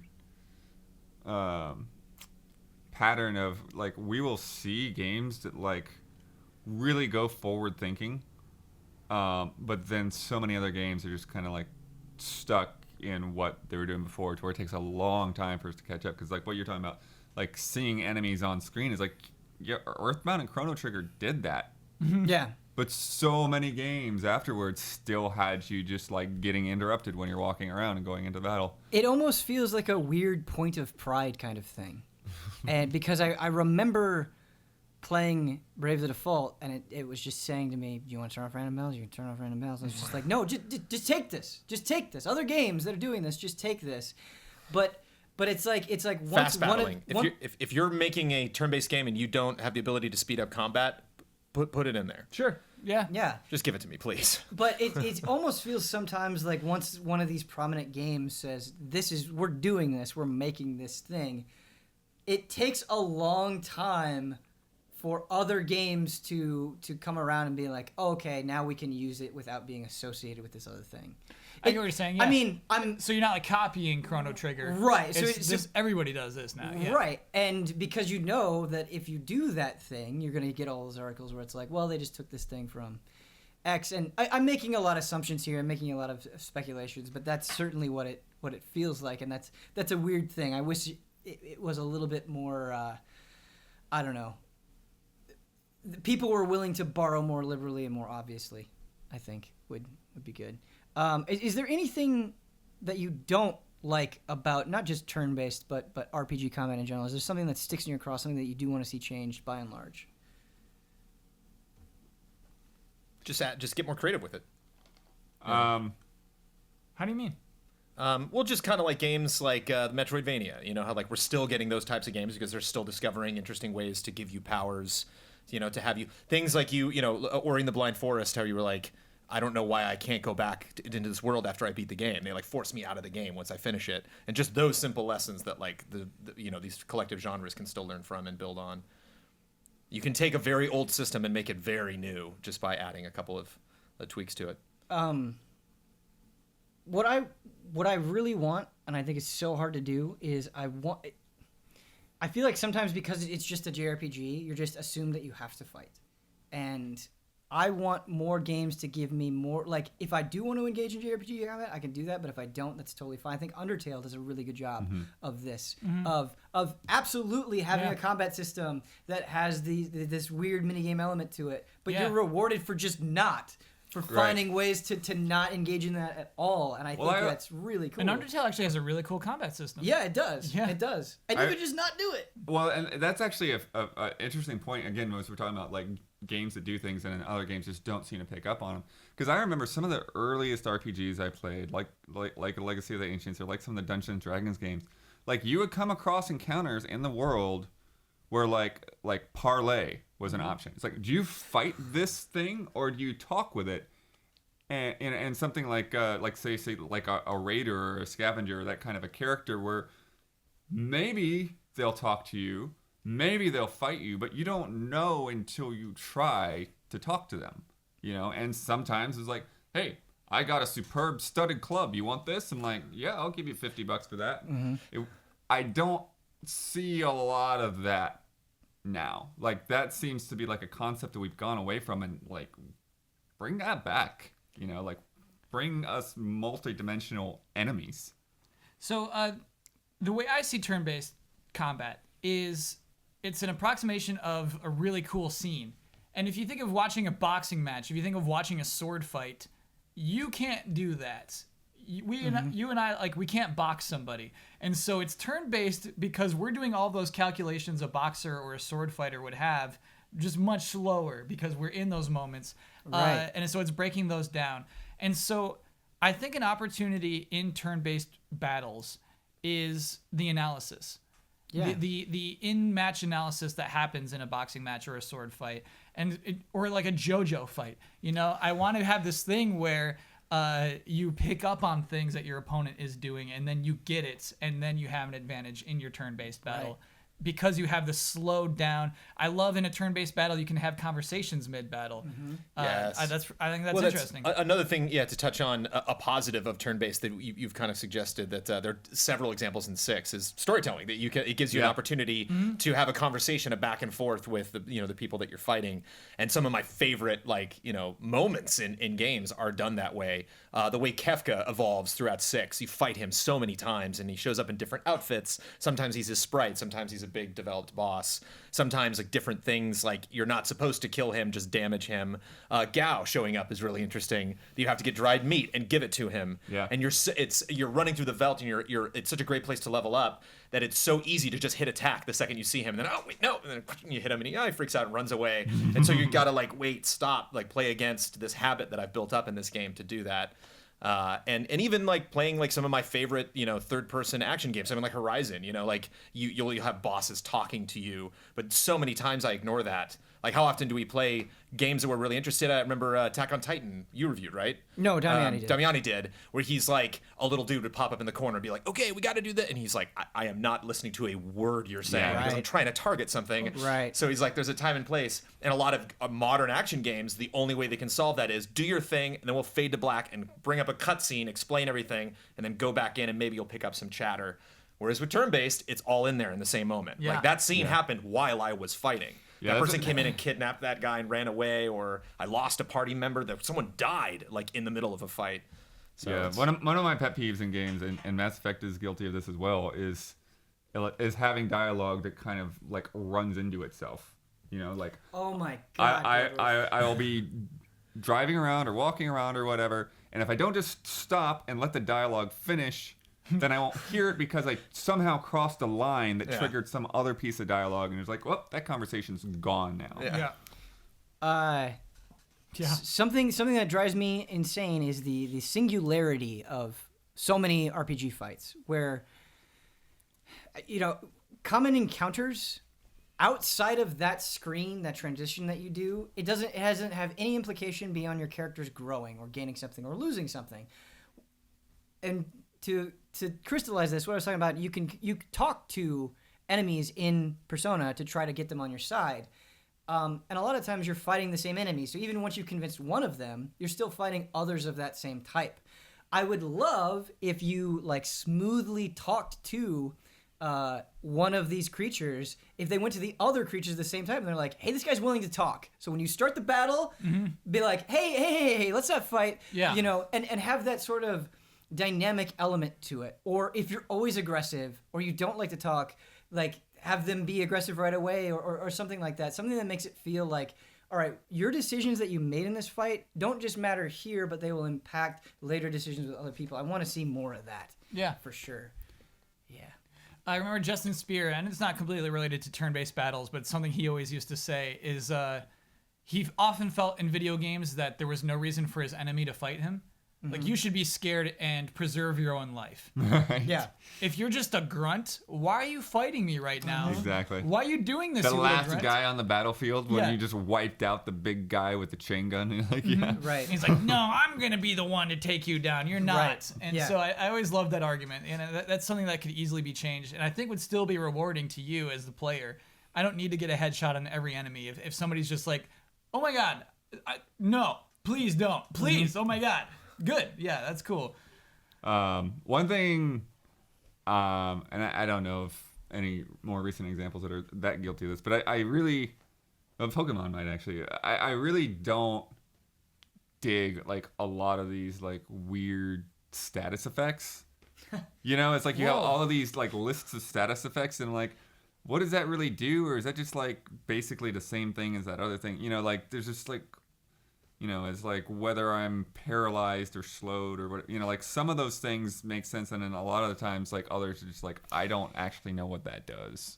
And so it's I think it's something I feel could have more clarity. It's something like poison or rage, I understand what that is. And right. Something what Earthbound had brain shock.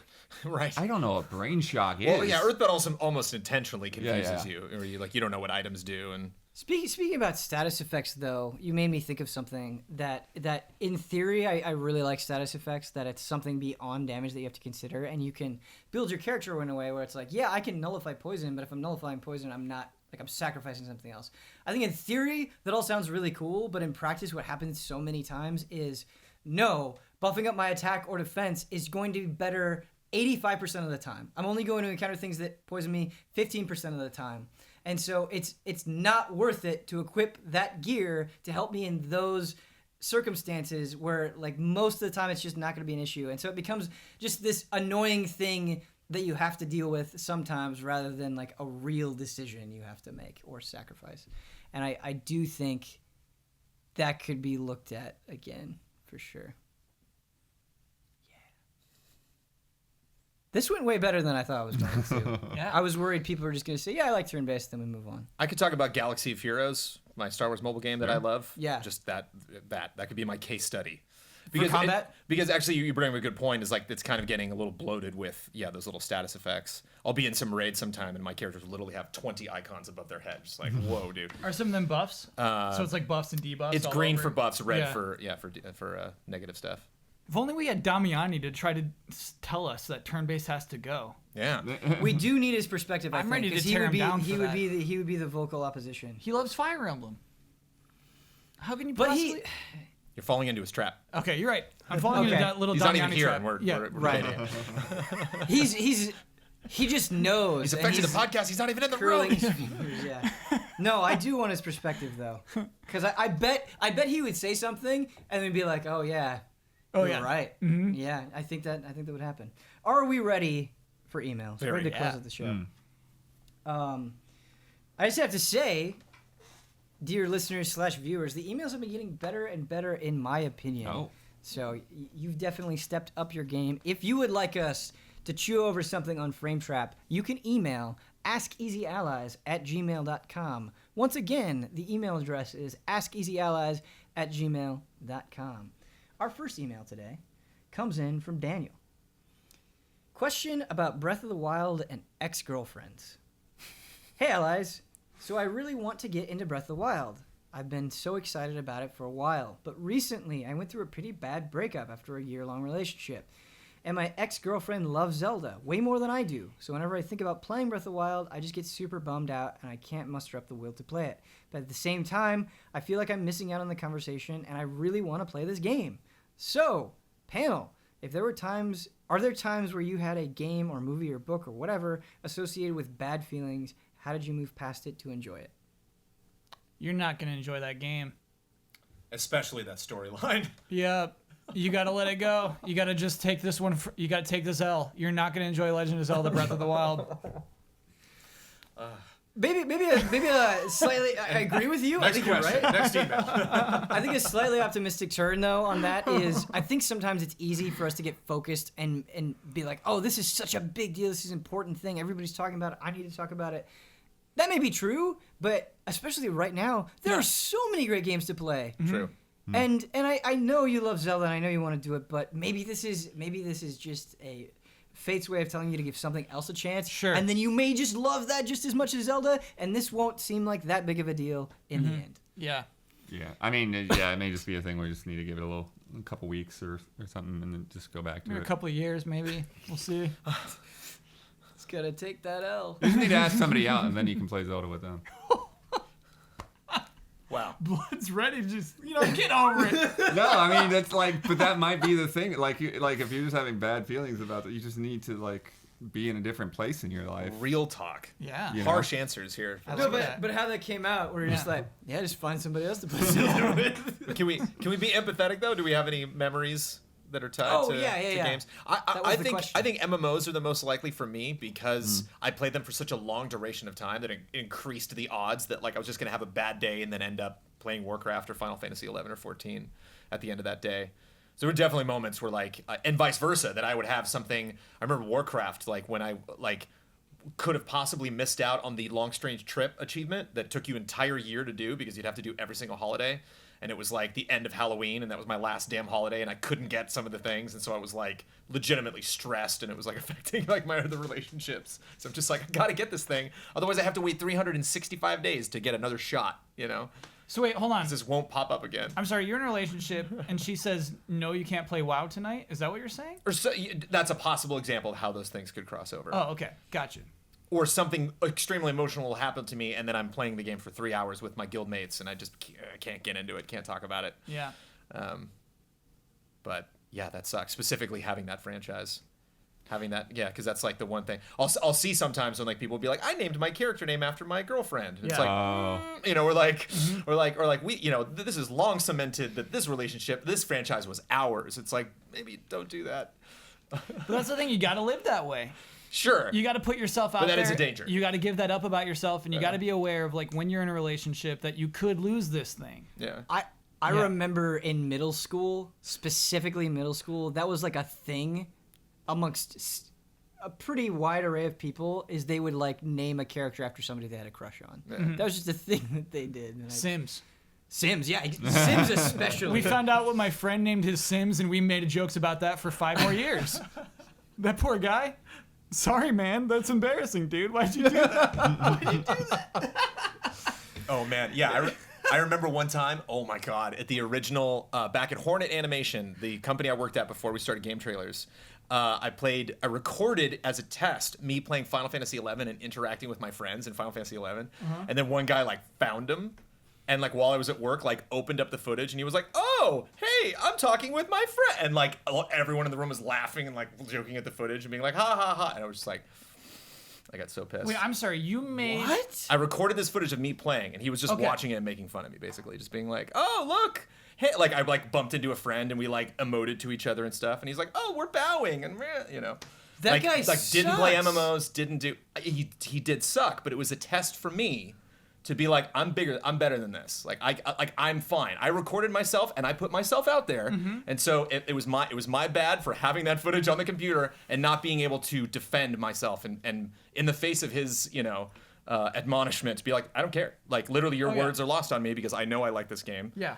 But Brandon Jones today. But it got me. Yeah. Owned it. Yeah. Nowadays, I would be much less offended than I was on that day. But Yeah. I mean, oh boy. I got defensive. I got all steamed. Oh my God, Jones. I'm upset. I'm angry, but I never knew this about you, and whenever we talk about Final Fantasy XI, you speak about it so fondly, and it's a game that I have a lot of great memories with, a lot of early online memories with, and it didn't ruin it for you.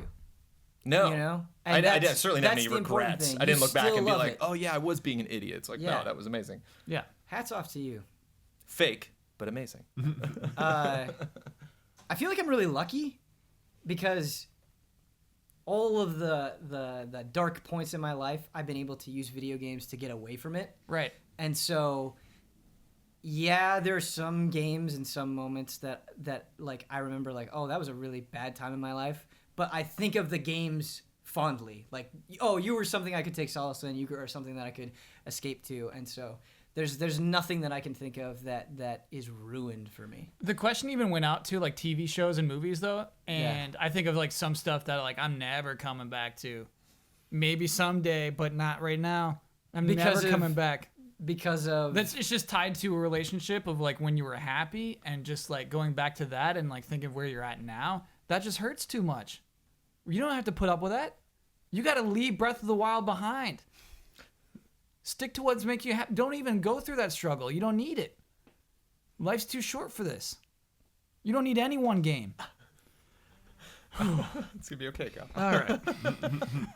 Kyle, do you know what I love about that? Huh. I felt like you were sincerely talking to this email person, Yeah. that you were talking to our audience, and you were talking to yourself. There's a lot of communication. There was a lot of communication going on. Reassurance on many levels. Yeah. Yeah. Oh, false reassurance. Yeah. Okay. That was good. That brought out some stuff. All right. Next email is from Matt. Long one, so Bring it buckle on. up for that. Hello there, panel. I'm 18 years old, and I've been playing video games nonstop since I first got my Wii in 2009. Nice. I've fallen in love with many franchises in my day, ranging from the dark worlds from software created to the bright and colorful Mario series, but something I've noticed as I've gotten older, when I was young, Mario Kart and Twilight Princess were my two favorite games, not only because they were fun, but because they pushed my skill in order to succeed. Many times I would have to ask my mom to Google the answer to a puzzle in Zelda or spend hours trying to beat time trials that weren't even all that spectacular. However, a couple of years ago when Mario Kart 8 was released for the Wii U, I noticed this was no longer the case. When I first started playing, I wanted to make sure to get 3 stars on every cup and every CC in order to acquire all of the unlocks and put my stamp of victory on the game. This was hysterically easy, as I did so on every cup on the first try. Don't get me wrong, I still have a blast with the game, racing online or locally with friends, but the CPU seemed incapable of putting up a fight. And it certainly took some of the joy of accomplishment out of the game. Okay, so I'm going to skip ahead here. So my question to the allies is, have you ever felt this way about a game, particularly one that you were fond of or have a long history with, where you were already good at the game and the magic of mastering its mechanics and conquering its challenges are lost on you because you already knew what you were doing? I think it's really interesting, especially because of Mario Kart. Yeah. I think that's why they added 200cc. Is you're right. That is, what was it, Hysterically easy. Ooh, I got to do the part mentioning the mom who would look up cheats. Yeah. I got to do a mom update. Last week I got a text message from my mom that she lit the laser in the desert of the witness. Oh, Yeah. nice. She's moving. She's still plugging along. This is like, in a beautiful way, an internal game for her. Yeah. This is not something she's going through in a weekend or a week or a month. Like, Right. Yeah. She had to do a trip for a month and a half and has returned and then went back to the witness. Cool. Yeah. But it's so encouraging to hear that she's still plugging away. Yeah. All right. I want to time it. I wish I could go back and just have like timestamps on like when Sophie's like, I got to get my Kyle right now. I think she smells like taco breath. I think that- it's yeah. just like huge taco breath, and she's like, "What is? She's What like, is The, that?" the like, slam I've on the searched- table, though. I've searched all over the garage. All I can find are empty taco bags. Where are the tacos, Kyle? Just tell me where they are. Just whisper it in my ear. But I absolutely feel that with Pokemon. That there's no challenge to it because I'm familiar with it all, and you walk in and you're like, it because the way that you talk about Souls is the challenge is interesting. The getting your butt kicked is that first night of Bloodborne. I walked through what I think took most people like a half hour. It took me 5 hours because that was my first ever Souls game, and I really enjoyed that. I think of that night positively. And so I totally have had that where you're good at a series and you walk into the series and there's that first chunk of the game is not even interesting because it is so hysterically easy. Mario Party is this for me, and I feel super shitty about it. You're too good at Mario Party? No, I'm not. No. It's when I first played Mario Party, I didn't think about it. I just played it. I just picked a character, hit dice, played mini games with my friend, had a good time. Now I think about it. Now I'm like, oh, that's bullshit. That was just totally random. It's just so acutely obvious to me the moments in which Mario Party is unfair that it's. I still have a good time, especially when I'm playing with you guys. It's not that I don't get any enjoyment out of the game, but it's different. It feels less innocent now. And that sucks. Yeah. By the way, I mean, cool mom that's willing to look up cheat codes. Yeah. Thanks, Mom. Yeah. Cool mom. I do wonder, I mean, like think about like Brad. Okay. Hopping into a new Souls game. Yeah. He's good to go. But I mean, and he's probably the best Souls player out of any of us, totally. But I still get the sense that like he has to work for it. I don't think They did Mario Kart 8 any Souls game. Yeah, very Right, true. right. Yeah. But is there any game that you're hilariously good at? Hysterically good at? or like has been ruined for you because it no longer provides a challenge. Man, I just had an example. I mean, Mario Kart's actually a pretty good example of one that, I didn't really get into that single player, but I don't know how much of that is just because of where I was at when I came out, or whether I just, was more interested in just grabbing that when I wanted to play with friends, So it's weird when you kind of move into different places in your life where it's like you don't just completely devour every game that you get. It's like, okay, this is the game that I've got for when people come over, rather than I am going to master Mario Kart. It's an interesting thing to think about. He mentions it in here, but Zelda definitely used to be that way for me until Breath of the Wild. I would get so mad at Zelda when I would go into a first dungeon and be like, really, one torch is lit and the other isn't, and they're right next to each other, and you want me to, like, I just, like, come on. Come on. Yeah. I remember that really bothering me. I remember Mario 3D World, like, until I got to Champions Road, it was kind of like this game's kind of a cakewalk. And, and then it became, like, giant difficulty spike. It was just like, well, I felt that way about 3D Land as well. Yeah. Where The first run through. It was like I had to get through the game to get to the game that I wanted. Yeah. It's weird. Which I think was actually a good way to design that game. Yeah, it is. Mario has to keep a lot of people happy. It does. The poor guy. They know the stupid what mushrooms or whatever they've added, like when you die like 10 times or something. Oh yeah, the like the golden Tanuki suit. Yeah. Yeah. It's white and gold and you can just fly forever.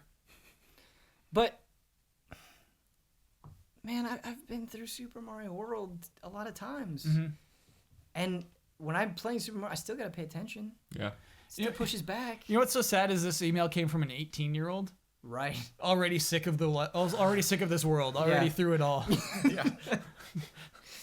But I also think, and again, like, not to harp on this point too much, like those moments, I think it's easy to want to cling to something Be like, man, Mario Kart used to do this for me. It's not doing that for me anymore. Rather than like trying to dig in deeper or make it that thing, go find something else. Sure. Yeah. Absolutely. Those games are out there. You want a hard game? You can find them. Our last email for today's frame trap. I really like this frame trap. All right. Is from Troy. He says, "Hello, allies. I've really appreciated the talk you guys have been giving to the multitude of games that have come out in 2017. For me, due to college, I'm still working through Final Fantasy 15 and Kingdom Hearts 2.8.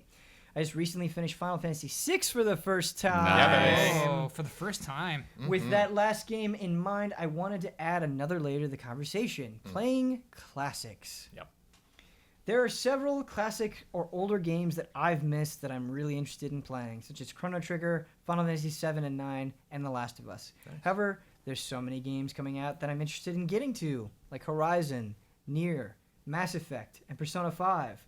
I don't even know what's going to come out in the holiday season yet, besides Mario. That's why I passed this question to the panel. With so many games coming out, is there ever a good time to go back and experience a classic you missed? Are there any classic games you never played that you hope you get the chance to play in the near future?" I got one. Breath of Fire 4. There was a thread on NeoGAF about excellent pixel art. And you know I was crazy about that thread. Yeah. And I was not aware of how good Breath of Fire 4 looks. Yeah, dude. It's really interesting. And I honestly just want to play through a whole RPG of that. I'm Is down. that Super Nintendo?